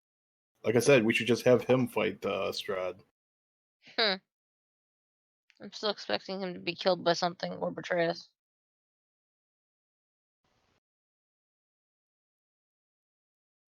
All right, it is Victor's turn. All right. Let's see. Move up here.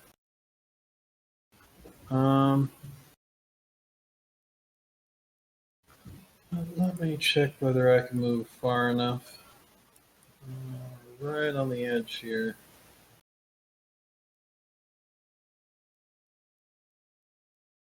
Do I have line of sight now? Yes, I'd say you do. Okay, I'm gonna move my moonbeam over to him and hit him with it again. In just a second, let me adjust Mike's video and then I'll look at what you attacked.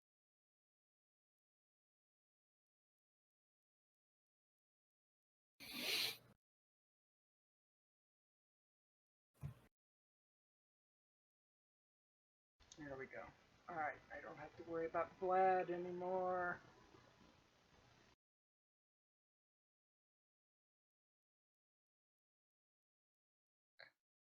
Alright, damage on the moonbeam is DC 17 con, which again he has that advantage on. Special ability con save +7. It is 21 he rolls. So he again saved. He will take a 10 damage. He is starting to look in bad shape.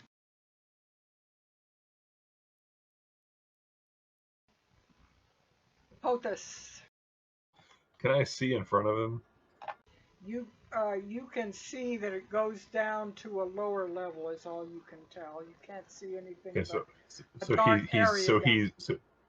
can I see him? You can see him. Yes, he is headed down the stairs, but you can still see him. Okay. Do we want to get this guy? I'm raging. It'll only be quenched with blood. Aragal, do we want to get this guy? He will not submit. Kill him. Hey, POTUS, Misty steps in front of the guy and goes to kneecap him.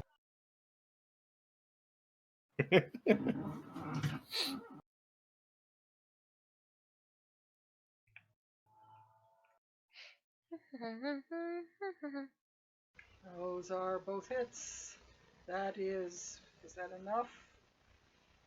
He spits in your eye, and as he goes down, he activates his scream one last time as a bonus action. Give me a DC 16 wisdom save. Yep. So the last thing in your mind is screams of all the victims from that room that you went through as he dies. Go back to hell.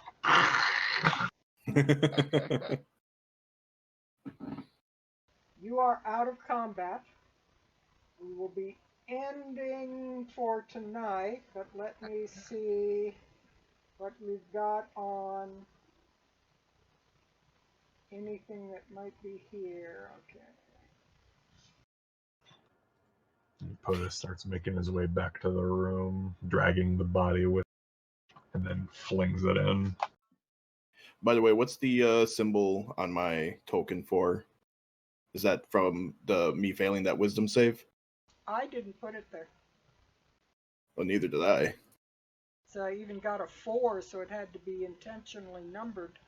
I did not, unless Roll20 did something weird to me, I didn't do anything with your token. I certainly didn't take a symbol and put a 4 on it like that. Okay.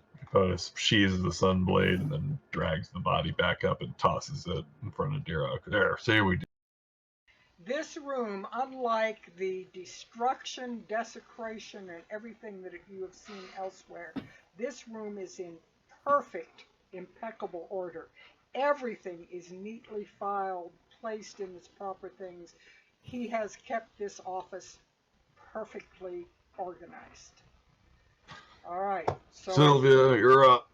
as we end this night, you will have a choice next week of returning back to the other sections or going down a level. Does anybody want to do anything for the last thing tonight? I break the desk. No. POTUS goes to grab it. No. And No, calm down. And he starts like petting the back of Dirok's hand.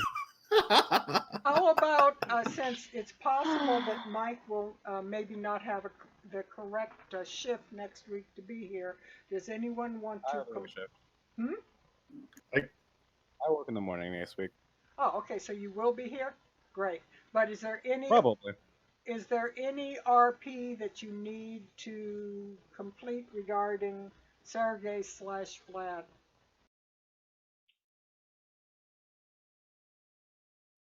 Victor still thinks he's dumb as hell for coming here.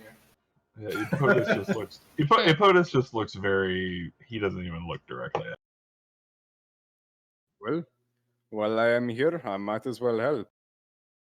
It is good to have you again, Vlad. I'm not this Vlad you keep calling me. What? And I grab his face. Epotus starts. I rooting would through the appreciate desk. it if you would release me. I'm tilting his head this way. No, you still look Did like. you hear my neck crack like 3 times? Ouch. Nope, you still look like Vlad. 10,000 years can give you such a kick in the neck. Don't even talk to me about cricket. It's only been 300. There again. Ow, cat. 400 years can give you such a kick in the neck. Epotus starts rooting through the desk. All you find is management stuff. He obviously managed the day-to-day ordering and The guards? everything. He didn't manage the guards, no. He just managed the details of the castle. He was the chamberlain. It's not exactly as though he has to hand out pay. Right. But he obviously ordered the details of the castle because there's all kinds of neatly kept notes of things that people have requested or places that he can get certain requirements. I'm or- hoping at some point to run into either a zombie or a skeleton in a butler costume or in a butler. I think we killed the secretary. And he spits on the corpse. He was wielding the misery of everybody in that room. Well, that is par for the course for a secretary. Carry all the misery from the boss. Would I know generally where these stairs go? You would know that they go down to the crypts, yes. These stairs, they go down to the family crypt. And that's where we go next. Very good. Next week you will go down to the tombs, which I will say to Mike are not quite as you remember them. Probably. Very good. Thank you for joining us tonight. We will see you again next week as they go down into the bowels. If we're going down into the bowels of the castle. I tried. There's a reason I'm not a bard. Very good, guys. I'll see you next week. Thanks for tuning in to the Crone and her crazies. Love you dearly. Thank you, and good night from the Crone. POTUS, you have anything to say about next week's Saturday one? Nope, we're just same bat time, same bat channel. You know. Very good. On the 6th, we will be off on the 6th. However, Oh, good. Because you have parents coming, I believe. my folks are coming in town, and I want to see them every once in a while. I'm sure he actually means we're off on the 6th because it's my birthday and I deserve a day off. Ah, Fine, you get a day off. That just means we have to kill the witch next week. okie doke. Good night, all. All right.